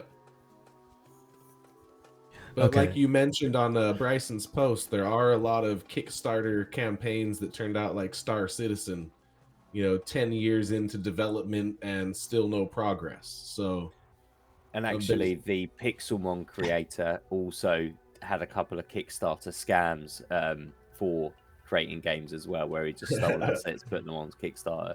So you're at risk at, any sort of, ground level or grass level fundraising. But which I guess is a challenge. You're always going to have that risk. And I guess all you can do as an investor is look for those kind of signs that it is a somewhat safe investment, having a registered company like Rune does, knowing who the team members are, having a roadmap that's more than just launch and go to the moon. Long-term roadmap, yeah. Who's actually driving it, and are they going to be there post-launch? Or are they just going to run with all the minted money and move on to the next one? It is hard to tell, but then if you can't give yourself that assurance that that project is going to go the distance and deliver all of those things, then you just shouldn't invest in the first place. That clearly doesn't, that project isn't worth your money, and you should move on and look at the next place.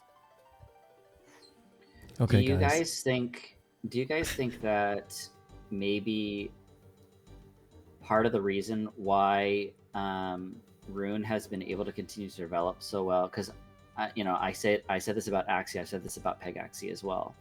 Do you think that it's actually all of a sudden it gets a massive amount of attention and it goes viral, and then the team can't keep up? Are you guys happy that you've been able to build but not just have this explosive growth that is very difficult to handle. For me personally, since I'm always on Twitter doing that stuff, it's yin and yang for me, because I do kind of get envious of the amount of players that some of these games get. Like, how do you get these type of numbers, right? But at the same time, after I see them explode, then I see the token price drop and the sentiment about the game completely does a 180. So it does make me appreciative that we're taking this slow, organic growth process and being game focused. I mean, that's one of the great things about this project right here. I mean, look at Pegaxi. They were not ready for that. And And they they're shouting from the rooftops, stop investing, basically, and nobody would stop. Like, yeah, it was, what did it max out at? About $3,000 a horse? Yep. A Pega? That's crazy. You know, people were actually going in there and paying it. Yeah. now it's down to 200 or something. Okay, guys. I will say though, they did a good job. Okay, go ahead. But go ahead, Panda. Go ahead, Panda. Panda's you go trying ahead, to because get us- whenever I talk, Again. I have Panda's a like, decent amount to Pan- say. So Panda's go trying ahead. to get us to evolution, I believe. come on, Peg. Let's No, go. no. Come on, I Panda, I let's have. go. Okay, I'll go. Okay. Talk to us, Panda. So I think this is gonna go right back around to like economics. So I think one of the problems that has been talked about internally, and I guess throughout like the NFT, metaverse, whatever space, whatever. One of the issues is how do you deal with declining token prices? How do you deal with people that are there for the money and not to reinvest, right? And I think generally, if I ever hear anybody talk about that, their solution is to just say, well, you need to make the game fun to attract players that are there for the gameplay rather than the money, right? I feel like almost everybody goes down that route and says that, but I feel like there's probably an opportunity to generate revenue without needing the revenue to come directly from the players. I think especially for a game like Axie, I'm not like saying Axie specifically, but just like any game that has a big audience, a lot of players. I feel like there's an opportunity to generate revenue elsewhere, and I feel like nobody talks about it. Like ads and product placement and stuff like that. Correct. Yeah, there's that, but even farther beyond that, there's a Actually, saying that merchandise, couldn't they? there's a saying type- that if you're not paying for it, then you're basically the customer. You're not the customer. You're basically the product, right? And I Yeah, feel like see, I was gonna say this is a good brainstorm topic. Like, what other types of revenue streams do you see being beneficial within the NFT space, like Yeah. specifically? yeah, I'm getting to that. No. So first of all, obviously there's ads, right? You have like gigantic social media companies. You have YouTube, Twitch, you have TikTok, Facebook, whatever, Instagram. Sure, you can pay for services on those platforms, but a lot of the revenue is from ads. And like people hate ads, right? People hate ads, but is it that bad if you're watching ads and you're getting paid from playing the game? Then I feel like people would be more willing to watch ads, right? But Yeah. even beyond ads, I feel like there's an opportunity for other forms of data, I guess. Like you could have perhaps surveys every few games that you play of a certain game. You have to answer just like a quick few questions about perhaps NFTs, perhaps the metaverse, perhaps other games. And I feel like that data could be mined from these players, and it could be sold to algo traders, high frequency traders, people that will then use that data to perhaps, trade, whatever the relevant currency is. It might be crypto. It might not even be crypto. It could be stocks, commodities, anything, I feel like there's the potential for that. I mean, surely, like, it's like, I don't know. I'm not saying for sure that it's profitable, but I feel like that data is valuable. And you have companies like if you want to go even farther beyond that, you have companies like McDonald's. I've heard that McDonald's is more of a real estate company than a restaurant. I've heard that Starbucks is more of a bank than a coffee chain. And you have companies like Robinhood, right? Robinhood is like a commission-free trading platform. I'm not sure how many of you are familiar with that, but in reality, the majority of Robinhood's revenue is not from whatever they sell in their app, right? It's not from Robinhood Gold. You can pay for Robinhood Gold if you want margin, if you want extended trading hours, but realistically, they make most of their money from selling order flow. So is there a potential for a NFT game to act kind of like Robinhood, whereas, the gameplay is just to get players there, but then what you're actually getting is information, data, something that you can sell, something you can use. I feel like nobody talks about that. I think you bring up some good examples. Is DeFi Kingdoms not that? Mhm. I mean, they are kind of, right? The Well, see that- advertising aspect, Yeah, we're I starting to think- see that come into games. Like Data Arena is an example. They added that creators corner type of thing, so where you watch videos within the platform, you earn tokens weekly and stuff like that. So the ads and like the content being generated within the game, these are some things that are being thought about, and I know many other games are going to start putting ads in the game to generate revenue. So yeah, you're definitely onto something. Ads are definitely sure. the easiest way, but I also feel like it's probably the least profitable way. Like, imagine if you were I don't know, I don't want to call it an investment firm, but imagine if you were like an algorithmic trading firm, and what you're really there for is for people's data to try to make money from trading rather than the gameplay. And the gameplay is just there to get people to play the game. Isn't that what we're seeing as the problem with Facebook, YouTube, all these guys that are data farming all of our information in the first Yeah. place? Like, you look Yeah. at what's this? There's a documentary that happened, The Social Experiment, I think it's called. It was on Netflix, and it was talking about that the real commodity is not the social platforms, it's the data that they're mining from all of us and then selling to the highest bidder.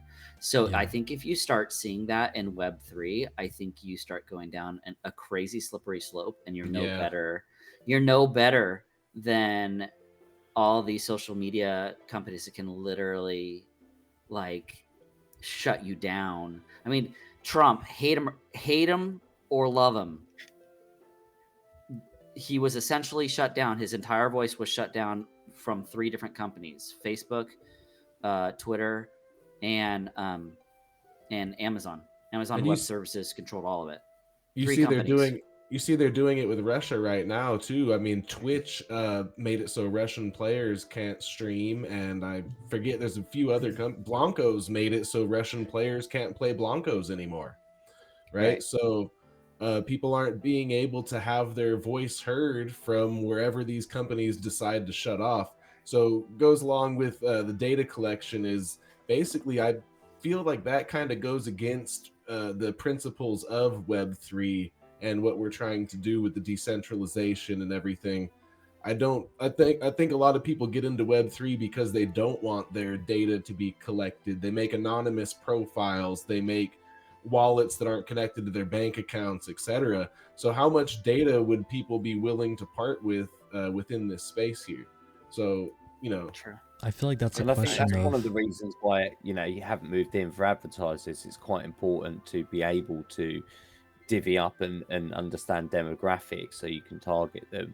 And where you lose that or relationship between people's gender, preferences, all the rest of it, and you only look at the financial transactions without the context, I think it's very hard to try and then determine who to sell to. You don't know where they live, who they are, what kind of life they have.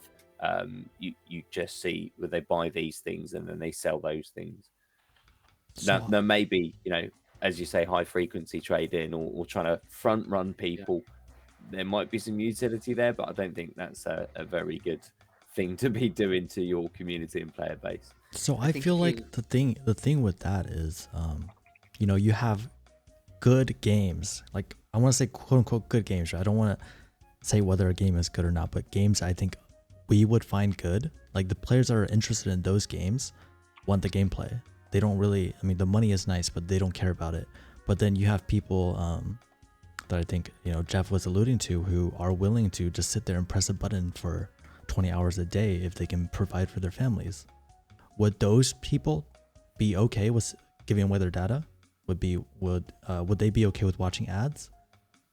You know, I feel like it's a different demographic that you're really like, it's a different demographic. You know, for us, we probably value our data more than just a little bit of money, right?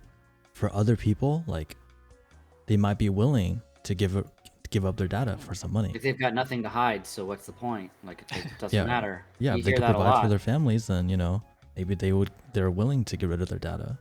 It comes down to what's it worth for you, right? Exactly. So yeah. Yeah.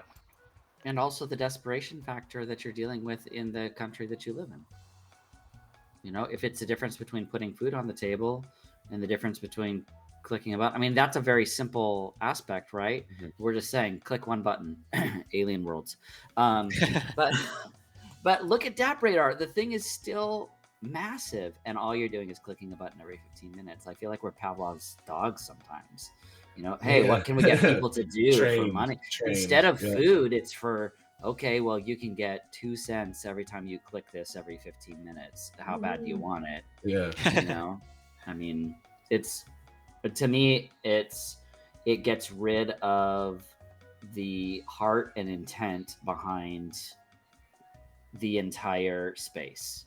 Like, the heart and intent is pure, but it's not working like that because people are inherently corrupt. And unfortunately, right now, most of the social score is coming from the players who just want to click a button and get their 2 cents. So those are the games you're seeing skyrocket on DAP Radar and Twitter and all these places.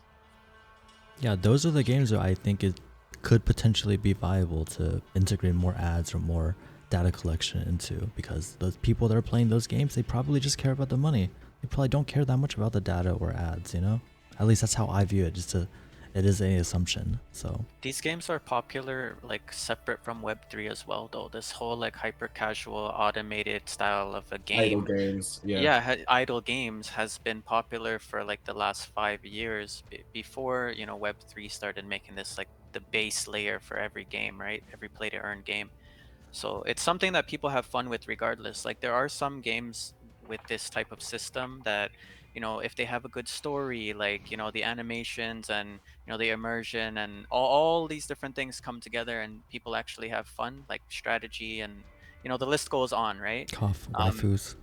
Yeah, waifus, whatever it is that you're into, but they are still fun for some gamers out there.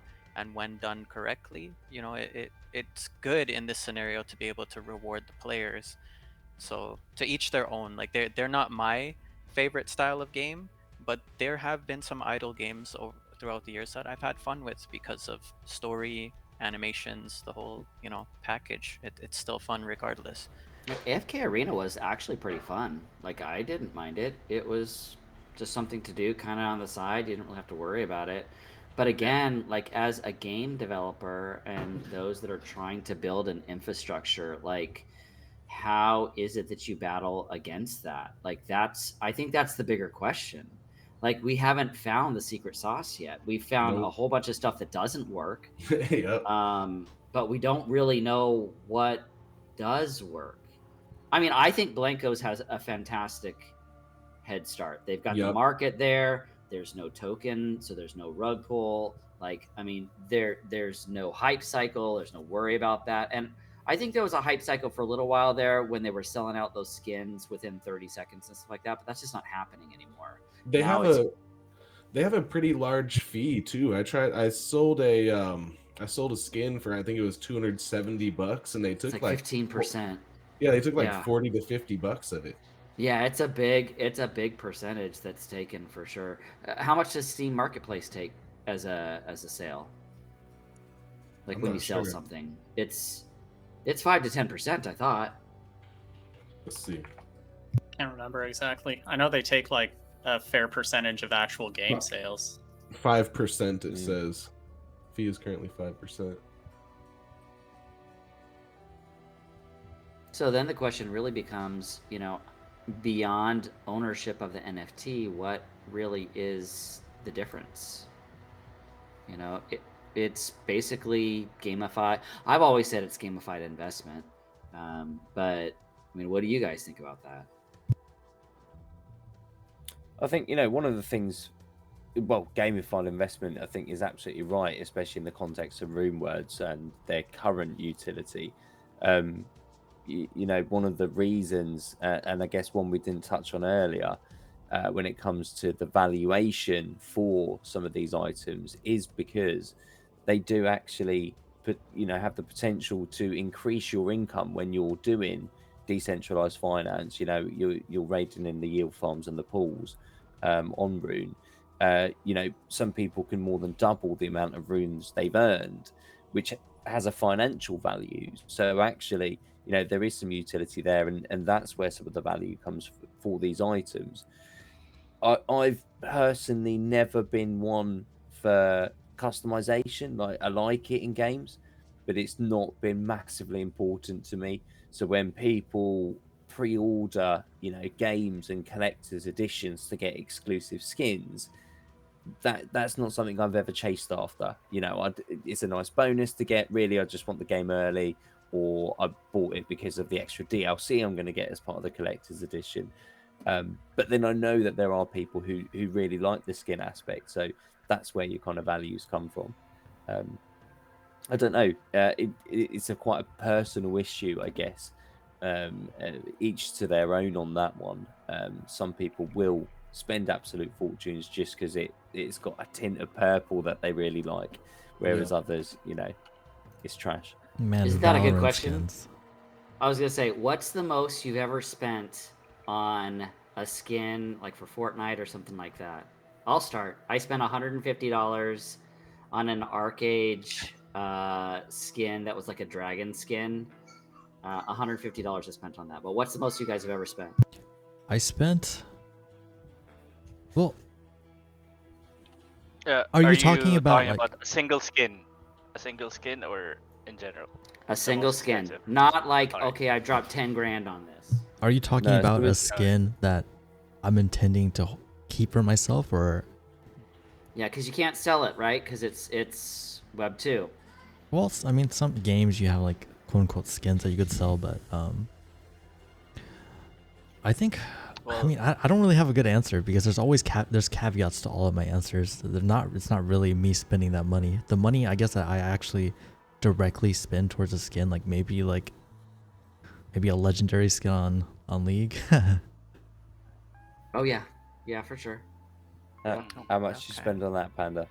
They're like what, like I guess $20-$30. It's not that much. Yeah. Actually, I I've spent. spent probably about $8 or $9 on a pair of Adidas trainers for my Xbox Live avatar. Yeah. Wait, hold on. Say that again. Heavy spender. It was about $8 or $9. I got the Master 'cause Chief helmet. So Xbox Live, you used to have these avatars, and they released a pair of Adidas trainers for them. So I was like, well, I got to get them. It's not Adidas. Yeah. OG NFTs. That's all it These is. are OG NFTs, man. And yet NFTs those are before okay, it was a thing. right? Hey, Those Panda. aren't- That's stuck on like the original Xbox Live, and I can't show anyone, I can't do anything with it, and then Right. that's where the advantage of NFTs come in. Wait, what's up? Hey, so Panda, our guests are going to need to get going soon, so we should definitely start the Evo games. Oh, you guys gotta. Okay, sure. I think we did talk for quite I a do bit. have a so- baby I need to put down soon. So. Okay, gotcha. All right, let's jump into our Evo And we have games. another stream tonight. Yeah. Yep. yeah. So, a couple hours. All right, and Maiev, if you can, try to keep the wall up at all times, so we do get through sure. the Evo games a lot faster. Let's just go ahead and do Hey, 4 Discomonk. games. Try to get through it a little bit faster. Just a fun fact for Discomonk, since you mentioned the original Xbox. If you can see in the background, I've still got one that survived. Wow. And you were mentioning online games that you can no longer play Yeah. because they're discontinued on Xbox Live. There's a peer-to-peer network called Xlinkai. Check it out. Anyways. All right, everybody. Oh, in, really? You can still Nice, play games nice. online. Everybody in stream, Yeah. go to Asia 2. We're doing our weekly, Battle Royale. Asia That's 2. I've been calling it the weekly brawl. I think that's a good title for it. Weekly Raw. A weekly Yeah, brawl. Yeah. So bad at this. See, after game. we title the little segments of our stream, we can do what Game Hunters does and come up with a cool little video for it. Like, now it's time for the weekly brawl. Hell yeah. So we do have a few. We do have a few Nice. of those. Yeah. Dragon actually creates the videos for Game Hunters, those little stinger screens, and they're really good. Puts the music in them. Yeah, I think you mentioned that you're Oh, yeah, in they're good. video production or live I do a production. lot of editing as well. So I'm a lighting designer in real life. That's what I do. But I don't know what is sticky mode. That's where you stick Yeah, to the stuck walls more. walls. Try to avoid walls. Ah. It's standard with extra glue. I guess that's one way to put it. All right, everybody, make sure you get on. It is Asia 2, and it will be starting shortly. The stream is running just quite a bit loading up. late. It is quite a long stream, so we're going to try to get through this as fast as we can. It's been fun Yeah. though. Well worth Yeah. the time. Yes, definitely Great appreciate chat. you guys. And Wall's Disco, coming down. We want to keep the wall up, correct? is it not Adidas? It's Adidas. Is Adidas, really? It's Adidas. Oh my He's still god. pulling me up on that. I don't know if I've been saying it wrong this entire time. I have no I idea. found out I was saying it wrong the entire time I mean, a little while ago. So Oh my god, it's Adidas. We're on the other side of the pond, aren't we? So maybe pronunciation is a bit different. yeah, it might be that. Yeah. The people who told me I was saying it wrong were Australian. So It might just be Americans saying everything I wrong. mean, I don't know honestly. if they can talk properly. the To be fair, Americans. so I want to know who the Golden Dragon is. That's what I really want to know. That's whoever's in first. That's a Nosuke. Can you go ahead and put the wall up, or are we not able to do that? Yeah, I could definitely do that, but I need you guys to shift to the right side of the map. I think Everyone just to put the right. wall up, wait for everybody to respawn, and then we start. Yeah, that's a good idea. Just throw it up. Oh, I just got 100 Zod. Is that supposed to happen? Oh, Oh. It's on. That's a wait, lot. you picked up my drop. Well done. Well done. That's what we need to have is high stakes Oh, Evo yeah, mode yeah. where you can go in and bet some rune words or bet some runes, and then your character drops them when you die.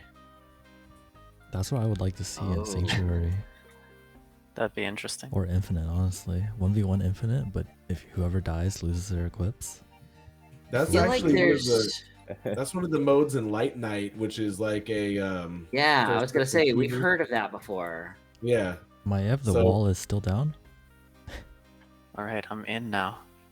Thank goodness, because I could finally get some I sprites. actually triggered the code to disable the wall, but let me check. Okay, I'm I in it guess to it's win not it, working. guys. That's fine. I guess we should probably just start Battle Royale in the next round. Okay, Let's well, we go. got 10 All right. seconds to the next round. Yeah, Yeah, so- just turn the difficulty up, I guess, from the beginning, so we get these games going by a lot faster. Jeez. All right, There we so go. I'll increase the difficulty, and then should be enabling God mode. God mode is on. What are we supposed to do? Yeah, get- let me get it, let me try get to it, remind let me me what to do. Okay, Panda. let's explain- I've let's been explain out to there our Turn guest- on thinking I already VR, turn off God mode. Let's explain to our guests what's going on. You put on God mode first, and then he's going to release God mode, and then it's just straight Battle Royale. Last Dragon Standing. Jeez. Yeah. Oh, this is not gonna be pretty. So try to avoid All enemies right, at the so, start. Me and Disco have a nasty habit of dying right away. Will Battle Last Dragon Royale be is standing? enabled, and I would be disabling God mode in 3 seconds. So that's Oh, no. 3, 2, and 1. No. No. There you go. That lasted Try about not to 2 die. seconds. I feel like we need a video No. compilation of every time Maiev has a No. countdown. So is the wall on normal, or are you in control of the wall? No, I actually don't have control in the wall right now. So it's gonna go up It's by itself basically- then. Yeah, the wall Oh, is so in we mind of can its still own. play. we're still playing. Like it, I thought it was last dragon standing. Blackbeard, Yeah, did you if you take me die, out? you should not be able to think I respawn. did. Are you able to respawn? Is Battle Royale not on? Are you? Yeah, we're Oh, not yes, in it Battle is. Royale, Maiev. We're not in Battle Battle Royale. Royale. Excellent. What? Yeah. it's Thank you not for Battle waiting Royale. for me. Thank you. Alright. I'll enable God mode again. God mode. Okay, so Battle there you go. Royale. The shield is enabled. And I Okay, clicked there we go. enabled Battle Royale. Oh, Is it enabled? I'm- Yes, it's enabled. I'm like That's Ah. Battle Royale, yeah. something Alright, is so very wrong. I missed the. I'll disable the God party. Something is And We very didn't wrong. have seconds Battle again. Royale enabled, so now we're Oh, gonna. maybe do I'm it. dead already. I don't know. So it's in 3, 2, 1. Let's start. Let's go. Oh my gosh. Who's the Guys, gold I'm- person? Guys, I'm Me, I invisible. killed you. Ah, No. You said LL you're no scared invisible? takes me out. I'm invisible. Yeah. I think you might have. So am I spectating now? I Yeah, must be after you die, spectating. you end up Ah, spectating. If okay, you're okay. invisible, that probably means you died before God mode got I did. activated, maybe? Okay. I'm following some of the action here. Yeah, you'll see most of these players are familiar faces. They're here almost every single stream. Okay. Ooh, sassy Get away boy. from me. Oh, Oh, got him. Got Loma. yeah, that's right, Loma. Look at the ping. I never see everyone's ping so low before. For real. 117. Oh my God, most of them are in. Roger Right. Pogie. With the ping No of 30. scared. It's crazy. Really? I'm not used to Roger seeing Hand. double-digit pings on our leaderboards. Nice. Alright, so I'll increase the difficulty. Yeah, just keep increasing it. We need these games to go by fast. Yeah, Lounge Act is out here, man. I'm Just- out. I'm dead. I was in Long first for a jacks. while though, if that actually counted. Yeah, you were up there. And no You're still first. sassy boy. Yep. In Suki. Inosuke, Inosuke. Inosuke. you're not a demon slayer watcher, Demon huh? Slayer fan. This kid's not No. old enough for Demon Slayer yet. Look, I have to ask everybody like what what waifus to follow, and like I have to ask Cydric. I was like, waifu. so like what should I be watching in regards to anime? I have no idea. One Piece. 45-year-old. One Piece. It has 1,000 I actually wanted. episodes. and it's about speaking pirates. of waifu. One Piece is Speaking good. of waifu, It's a classic. Demon Slayer's the what new is meta. that anime called? They're Demon like Slayer. I like They're Black setting- Clover. they're Look, setting I- a lot of good standards for animation and stuff. why? If you look at a few clips of some of the recent episodes from season 2, it's like movie level stuff. Insane. Demon Slayer, yeah. Any I like it. Castlevania fans? I like I've it, but I watched thought The Last story was a Airbender. bit Does that lacking. count? Yeah, kind of. Yeah. Last Airbender's kind of anime. Nickelodeon anime, but still. So Maiev, who's your waifu? 3 people. Well, I actually saw an anime which is in top of the list right now, and I'm not sure if it actually beat Demon Slayer. But I think the name of the anime was My Dress Up Darling. Oh, yeah. The I main wanted to watch that. character in that anime is literally 02, but with different color hair.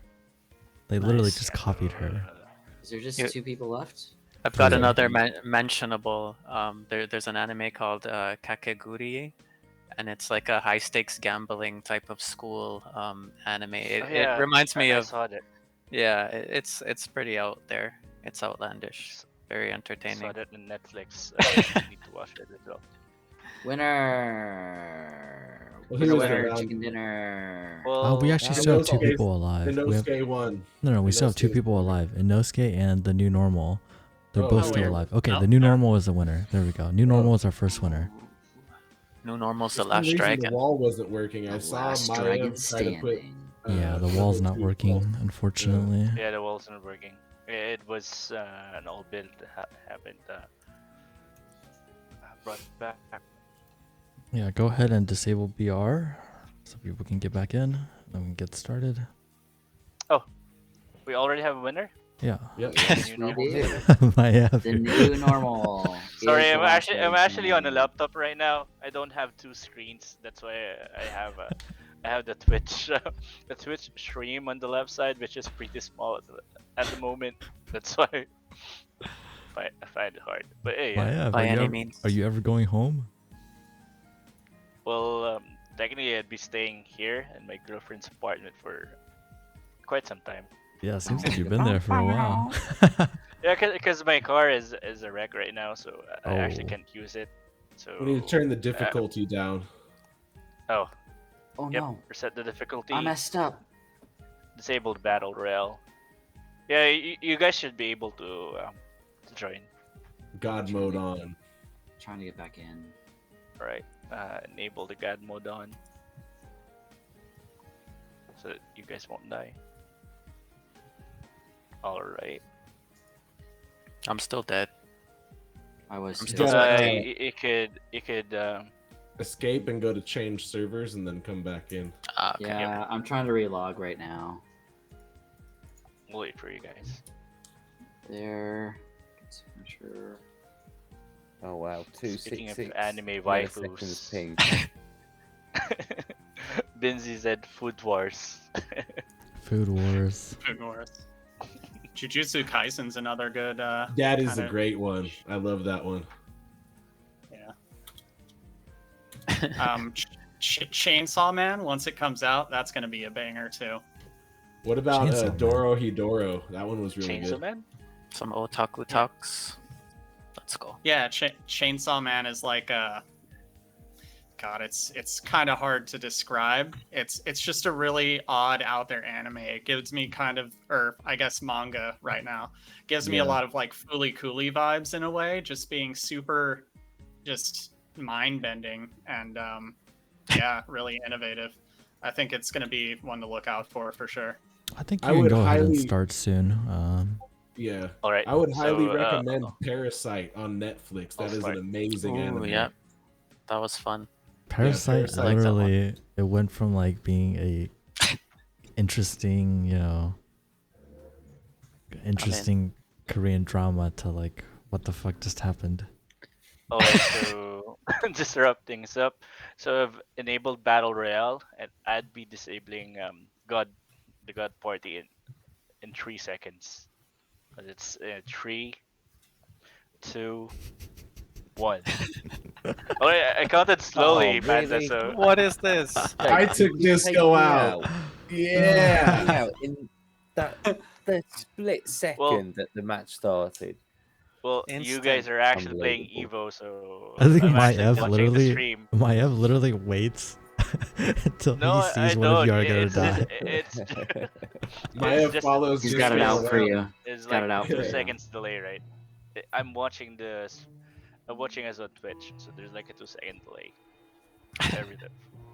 That was Unlike crazy. you guys, where you are in the actual game. Actually, Jake, your ping's not even that bad. 127. That's lower than I would have thought to Asia. Well, I think US West and Asia, you'd get like 100 to 150 ping. Yeah, I'm in So, California. I so- remember I remember Ike having like 95 ping. Yeah, Or briefly. yeah. Mine's at like 180 right now. So Oof. Because us here in the Philippines, most of my friends are when we are playing Diablo or in Battle.net, instead of using the Asia server, we actually use the American server Wait, why? because there are more players there. For example, in Hearthstone, I play in the but it's a But card it's a card game. game. Yeah. But in Diablo 3, we guys were playing in North American servers. Maybe increase the difficulty. Sure thing. Did they ever end up fixing that wire that broke a cable underneath the sea? I think they have, because I no longer have to use what's it called? VPN? It's like a gaming VPN. Don't want to mention its name. Oh, no Jake is taken scare. out. Jeez. This is an intense game mode here. Yeah, it really is. And then we sit there and increase the difficulty and make it them starve faster until the end. Yeah, you start really zooming. Like when the difficulty's high, you just zoom. Speaking of which, It's throw that so up quick. another notch. Sure. Look at him go. Hotaru gets taken out. Man, some of these people are really good at Nice. BR. Nosuke takes out Renzo. Got no scared. Nosuke's on fire. IQ Baloman and a Nosuke. And Nosuke takes out IQ Baloman as well. It's Ikbaloman. Wait, but this guy's just on the left. He mentioned it, right? He mentioned it on our stream way back. That's how you pronounce his name. Nice. Baloman. Alright. Alright, Zai's so, just on the left. He's just chilling. I don't even It's think people okay, know that he's follow there. Ben. You don't understand how many times I've been called Noah. I know your pain. Maiev gets it sometimes too. It's all good. Yeah. But call me. Well, I wanted to change the name because Maiev is like a girl's name in What? in Warcraft 3, right? Why is that your name Maiev then? is well because the assassin avatar in Rune before was a girl, so and since I love Maiev that much in Warcraft 3, He's so, the so lore I used that keeper, name. man. Yeah, This is Oh. all lore related. Oh, The I decisions see. based I around didn't- lore. Then I didn't expect that I was going to dox because I didn't expect that I'd be trying. What do you Wanted to change the name, but now I can no longer change it because it's been the community changing it. So you were gonna pretend to be a girl? It flows, man. I'm not. It flows. Maiev is a good name. Yeah, it's a good name, for sure. I mean, at first I was like, I did kind of think you were a female for a second, like before I actually talked to you, because Maiev, it's kind of feminine, but there's not a problem with that. It's just. Okay, what about That was my Kai? first His name is like Karma Kitten. Perhaps Perfect. intentionally deceitful, indeed. Yeah, Perfect, I think right? we do need a difficulty increase talking about being deceitful. They're being zooming, but no slight. one's dying. They're all in their own little areas. That's because we got that wall. Finally, no scare dies to Dazai. Speaking of deceitful names in MMORPGs. Oh, Dazai starved, and Nosuke is a winner. Ooh, nice. Inosuke, I believe it is. Yeah, Inosuke is the winner. So that's a winner of our second round. Let's get to Okay, the third so round. here comes game 3. Let's go. Wait, I DC'd. Alright. What's going Alright, on? so I can disable the battle royale now, right? Yep. Yeah, disable battle royale, back to normal speed. Yeah, and looks like Jeff is my back dog. with us. Alright. Oh, I think maybe the server rebooted really quick or something. Yeah. Oh, there you go. I'm just rejoining. I still can't bring the wall up. That's So, fine. Just go ahead and start as soon as I mean, we have a decent amount of players. Yeah, so I'll enable battle royale. Careful, guys. Okay. So disabling god mode in 3 seconds. Where's Okay, I'll slow Disco? it again. I need to find Disco. He's right by you. And 3, Everyone See- always tries to find me. 2, 1. Remember, there's like a second delay. No, no. Looks like And the walls seems to be up but invisible. That's just- Yeah, Oh, yeah. Stuck in okay. there. I guess that works. I'm stuck in the. Oh, wait, Disco, Balaam. how do you manage to like die at the beginning every time? Literally getting stuck. I get hunted. Oh, It's okay. all those times I've been putting bounties on Eki. People chasing Yeah. him down. Oh, no Karma's scare. come back to bite me. Wait, do you guys see names? You guys don't see names, right? Oh, come on. No, only when you mouse over somebody. I Let's be can see all friends. names at the minute. Which one is it? Now I'm dead. I made it more than 2 seconds that time. I feel like that's a win. That's the Hey. spirit. I didn't Getting better make it. every round. Better than Disco, that's for You sure. have to come join us every Sunday. Yeah, but- Eventually, you'll be in there with a Nosuke winning. Also I'm join here our every tournaments. Yeah, our and you still do tournament. better than me. The top prize for our last tournament was $250, 25,000 RXS. Nice. Probably going to be a lot more than that when Infinite comes out. I like the spectator view of Let's Be Friends. I can see everyone. Yeah, I they're- like that too. they're all That's very friends. cool. It's awesome. How many people are playing right now? Can you see how many people are actually in? I think Maiev can see. There's at Let least, me count well, it. there's It's 13 like alive right now. 12 or 13, yeah. Yeah, somewhere around there. I can't count good. I'm surprised 16. nobody has died. We have like 16 players who Turn joined up the that game. difficulty. Is the game like strobing for you guys? I was running into walls and getting stuck in the middle of them. Oh, that's the wall on the left? No, Did you the go to middle walls. Oh, the middle walls. walls. Mhm. Gotcha.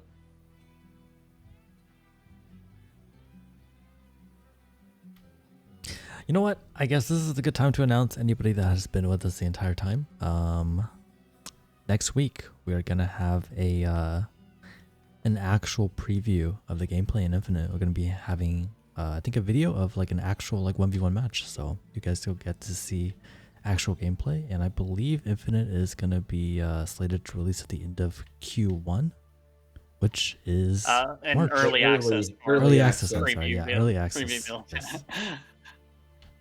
Nice. And it's Not good to an official note there will release. be increased rewards for the early access phase. Yeah. Do you get to keep your rewards, or do you wipe it all? No, of course you No, keep you'll be able to everything. keep 'em. Yeah. Yeah, yeah. Not always. Whoever doesn't have a That's cube, one of you the know. benefits of getting that early access with the Founders Cube is that, you know, you do get not just the game into your hands early and can start playing, but also getting that boosted rewards during that period. Because, of course, you know, the feedback's going to be valuable as well. Yeah. You know, there's bound to be some balancing on the back of it. So, you know, we'll really appreciate people playing, giving us that feedback. Got to reward them.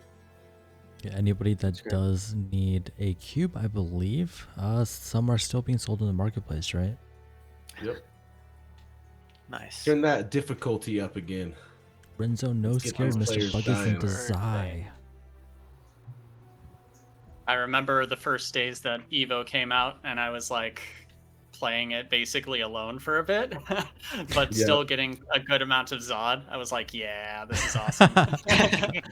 Yep. And then, yeah, like when people started catching on to it, was also Wow, a good Desai time. just murdered because everyone. Desai is I the had last one I standing. had practiced considerably when everyone else was coming on, so I just happened to be, you know, able to win a lot.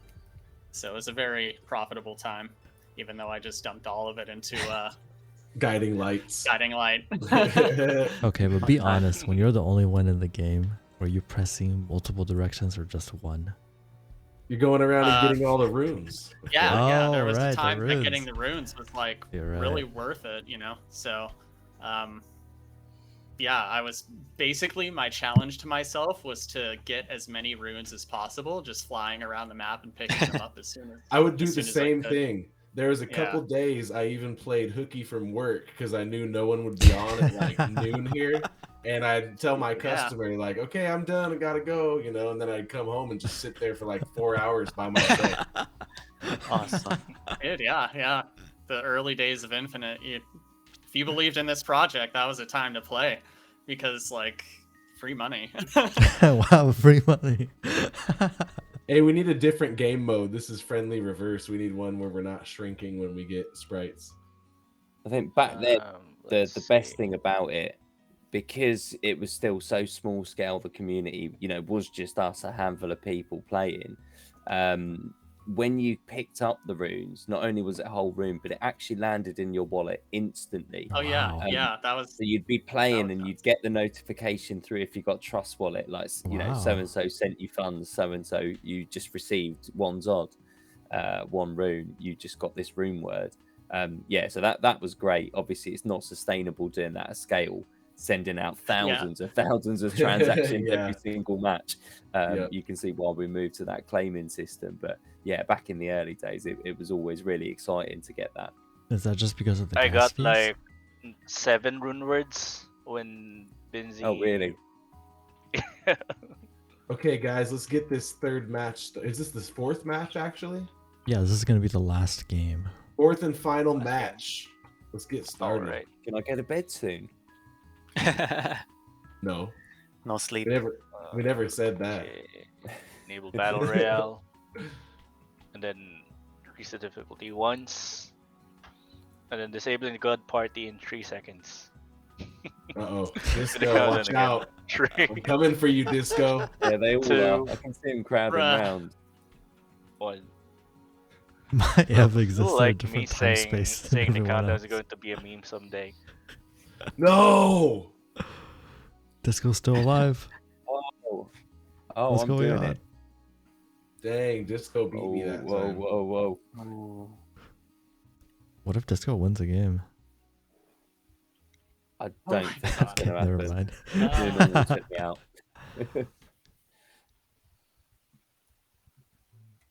Evo 2.0. That's also gonna be coming pretty soon, right?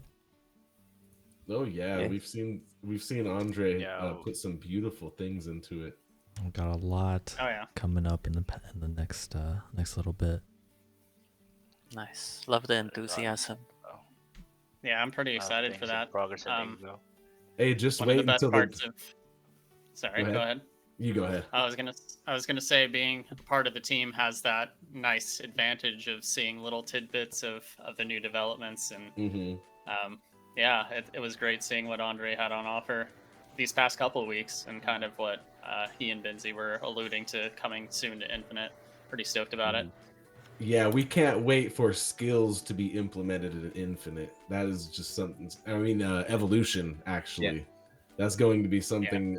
It's going to completely change the gameplay.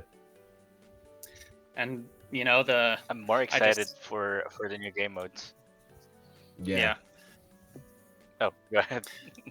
The new You game know, modes, just like given, what we we have so many Sorry for game cutting you modes off. and different. Oh, it's cool. Given we have so many game modes, it's gonna be interesting. I mean, we could feasibly have multiple skills for one rune word. It just acts differently depending on the environment you're in. So, I mean, Nice. yeah, I'm excited Yeah, so to. Lowforn is asking about the game modes. Go on. Infinite. Go on. What kind of game modes did we discuss? So I think it's something like a Fortnite mode wherein there's like the map keeps getting smaller, Okay. and then It's basically like BR, but you know. yeah, there's technically like the hell advanced. map wherein there's like a boss wherein you can't kill, but it's trying to kill you. Kill Otaru everyone. is Like the last dragon MOBA standing this time. MOBA style. It was close. All right, congratulations, Congratulations. Otaru. Okay, guys. So now we get ready for the stream elements bot. Yes, sir. Get your tickets ready. Get your tickets in hand, ready to go. And, What And, mythic you crafting today, Panda? burial. Last I Dragon. think it wasn't mentioned earlier, but we are going to do more burial. Last What do I do? Dragon, no ACLs. There's going to be a link put into the Twitch, and then you just can go to that link and use your, or you can do what they're doing in there. Type points or exclamation mark points. That'll tell you how many points you have. Yeah, if you have any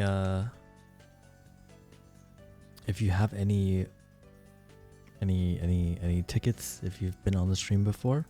If not, we are gonna add you onto the wheel anyways.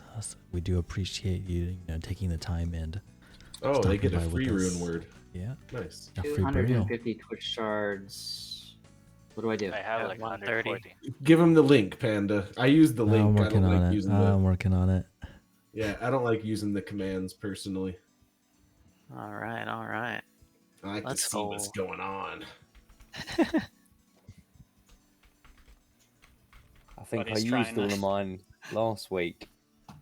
So I'm going to go all in again. Definitely, it's a burial. Yeah. I would like one of those, but I don't think I've got many tickets today. All right, this is going to be the link. The way that it works is you get 10 points every 10 minutes that you watch the stream. And you use those points to buy tickets. Each ticket costs 10 points, and you can have a maximum of 100 tickets. And then via the website, it is going to pick. We'll do 4 more winners. Don't. Okay, so How I many can just do- tickets? Ooh, Hey, Panda, 31. so I crafted earlier What? using the streaming account. What? Oh no! So What? I hope I actually crafted like 5 flows earlier on the streaming account, and I hope it doesn't, or it somehow makes you. What's going on? Why is this not picking up my? I got 31 tickets. Is I better re- win is that. OBS really gonna today. just break on me like this? Come on, man. I guess I have to do it like this. All right, whatever. Maybe Because I have this is the 240 first quick time. shards. Yeah, 310 tickets for Jake over here. 310? That would be nice. With it's 310 Twitch shards. I'm just gonna dump all of mine into it. Screw it. That's what I did. Yep. You guys really want a burial, huh? Yes. I put a fair Oh, bit yes. in last week and I didn't get it. Every other team member who went in got Everyone- them. yeah, so everyone else. I was. This is gonna be Panda's first mythic, and it's gonna be mine. I think Come on, I did it. guys. Aren't you going to give the mythic to the community? Hell no. Who do I look Wow. like? Hell no. Who do I look like? Alright. Lofarn? Okay, if Game Hunters wins, it's me. What? I don't have enough points? Good luck. I put in 24 tickets. Is that enough? I've Let's only got see. 15, so you We'll might see. be all right. Well, you guys might be asking why are we joining our own giveaways? Because we want the they join. I join the Game Hunters giveaways That's every funny. time. I've He won does a all few the time. Game Hunters. Yeah. He's won. Well, We don't mind because, it. We have Is to everyone craft in the all our room? own items. yeah, correct. We have to grab everything. Nothing is free. Even Binsey. I tried to argue for a free 40 banger for every rune word I come out with, but no. I'm just kidding. I never brought that up. Even the rune word That's master not fair. himself. Lofarn does Lofarn? ask, are you guys having a Lofarn. YGG stream later? We yes, are. we will be having Game Hunters stream. 2 hours. In 2 hours, hours and from tonight now. we're playing some Thetan Arena. And So, the wanna link to come your play some Thetan Arena stream with us? is just Yep. is just YGG, right? Guild Games. We've also got the YGG Dayton Arena community stream Tuesday, 11 a.m. SGT, 10 p.m. Eastern. So yeah, the group game modes are in now. So a lot We of will not interesting be things on on the way. YGG's channels tonight. Oh, well, I They've just got an linked the embargo channel. going on. Whoops. We're on the Game Hunters channel, which is our normal.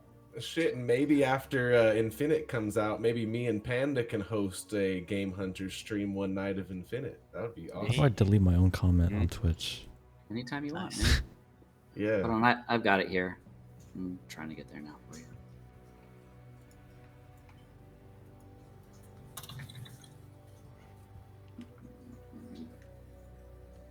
This one.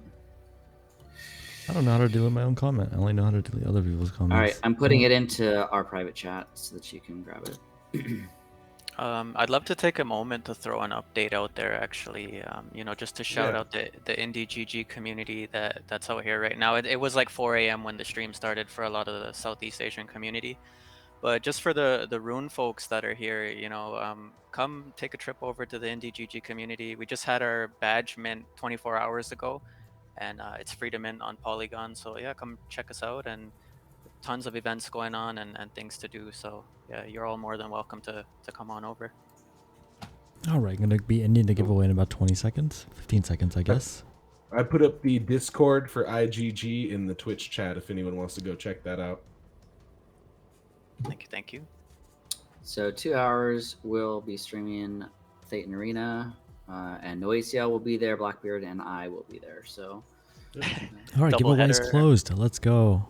Let's see who wins. 4 winners from Stream Elements. Mr. Buggins. Ekkeharta. Wow. How does he do it? Game Hunters. Wow. It's fixed. It's rigged. Watch it be Blackbeard. What did I win? Desire. Please. Last week, You won rock, paper, wait, scissors. another burial. Rock, paper, scissors. So congratulations to our How many winners do we have, Panda? We have like 4 winners in Evo, right? 4 Or on Evo, 4 on the the- wheel, and then our 2 guests. Ah, I see. So 10 in total. Nice. Wait, does that mean I win 2? Yeah, you won 2. And you have twice a chance to get the highest Jeez. rarity. Okay, hold on. Do I need... Now what do I do? Because, again, I'm on the Game Hunters channel, so... Now we're just spinning. Now we're gonna spin the wheel, and it decides what order people get them in based on the perfection. So whoever gets last picked by the wheel gets the best craft of the bunch. Oh, cool.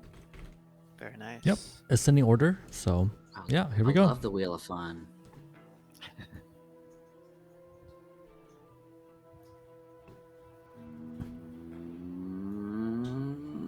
No ACL. No ACLs gets the Unfortunate. 10th best. The But hey. unfortunate.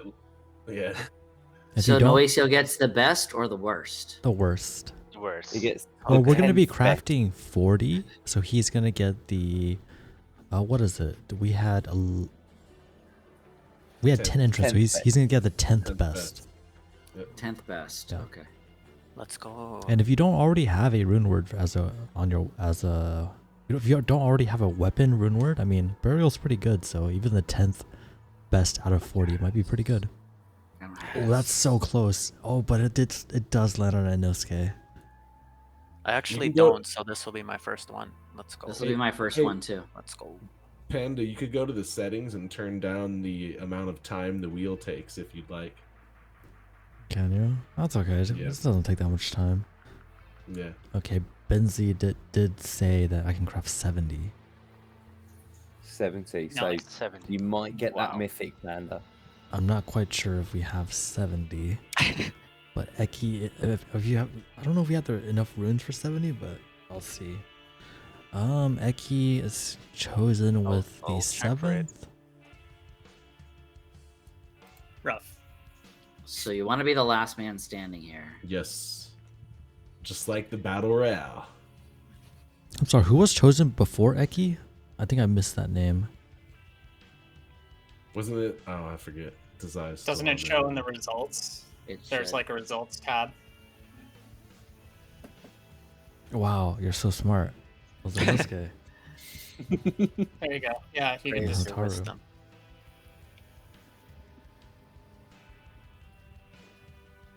I literally never knew that. There have been Design. times I wanted to bring it up when it needed. It was like something that would have helped out, but I was like, maybe it's not there. They must have.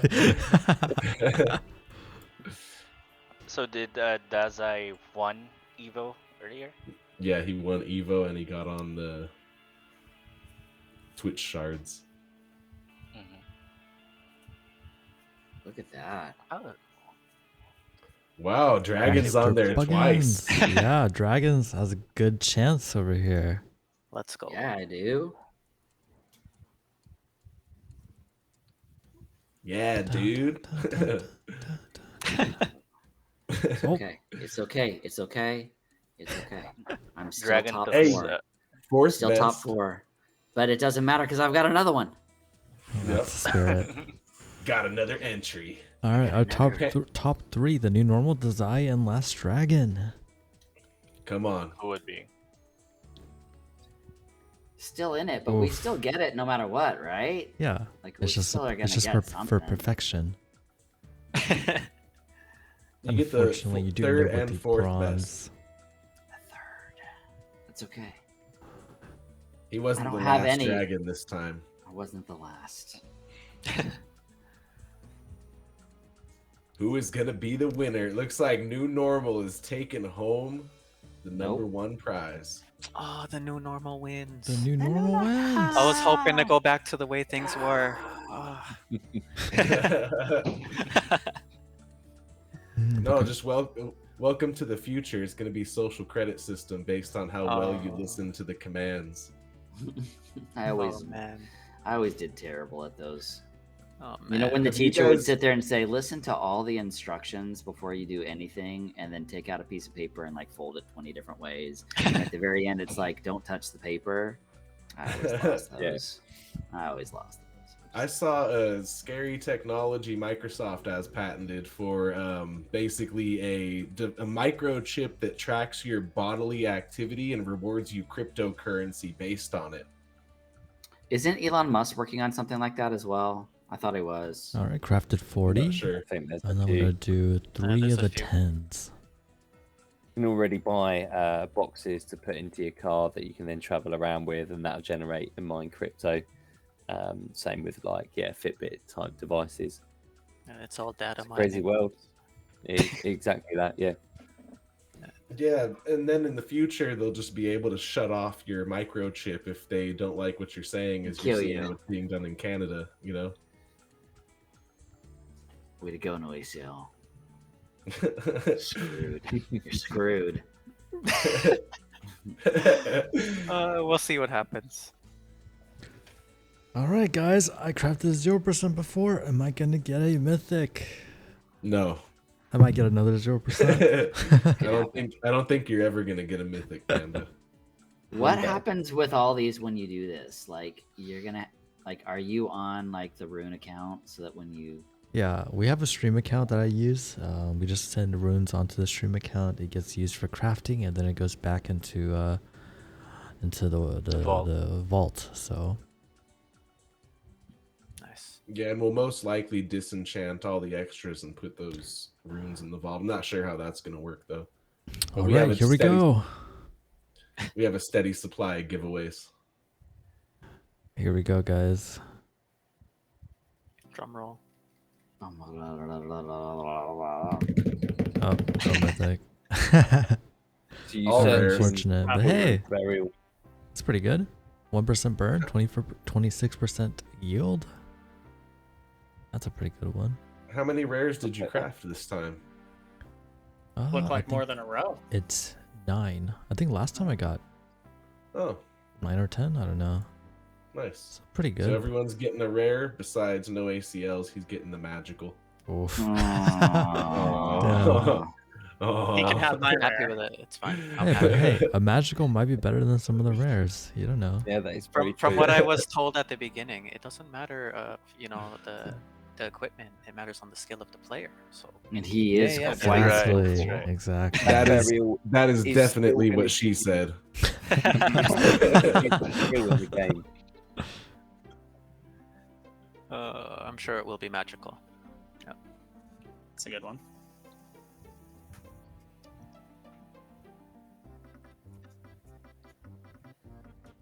That's a good magical.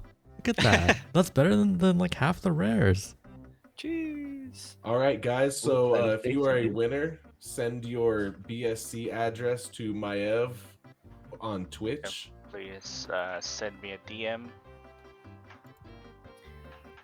Twitch or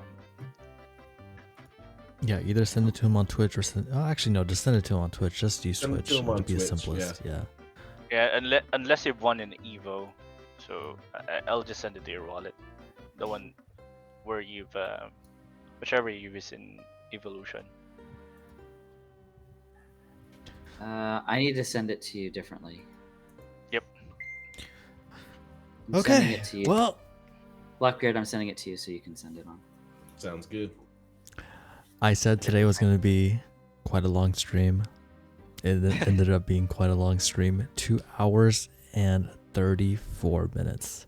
That's a record. Thank you guys all for staying with us. It was an amazing stream, though. Yeah, We had for great real. conversations. Thank you, Last Dragon and No ACLs, for joining us. It was Yeah. really a great brainstorming session, and we're glad to have Happy you to on have the you stream. here. Yeah, and all the Thank you inputs guys that for you guys inviting gave us. regarding Rune as well. We'll take that into we'll have to keep that in mind, you know. Yeah, I Happy really to appreciate be that. breaking records with Rune. Awesome. Let us know when We you guys appreciate are it. ready for us to bring Infinite on Game Hunters. We want to definitely. play it. Just let us know. All right. Well, that's it. That's Well, it for mate. today. That's all we guys have for you. Thank you to all of our viewers as well. Thank you guys for sticking by for 2 hours and 35 minutes. We appreciate you all. We love you all. Have a good night, everybody. And if you're going to be That's great. around in 2 hours, join me, NOACLs, and Last Dragon on the Game Hunters stream. Yes, See you guys in a sir. couple I will hours. post a stream again after we end. See you then. Have a good night, everyone.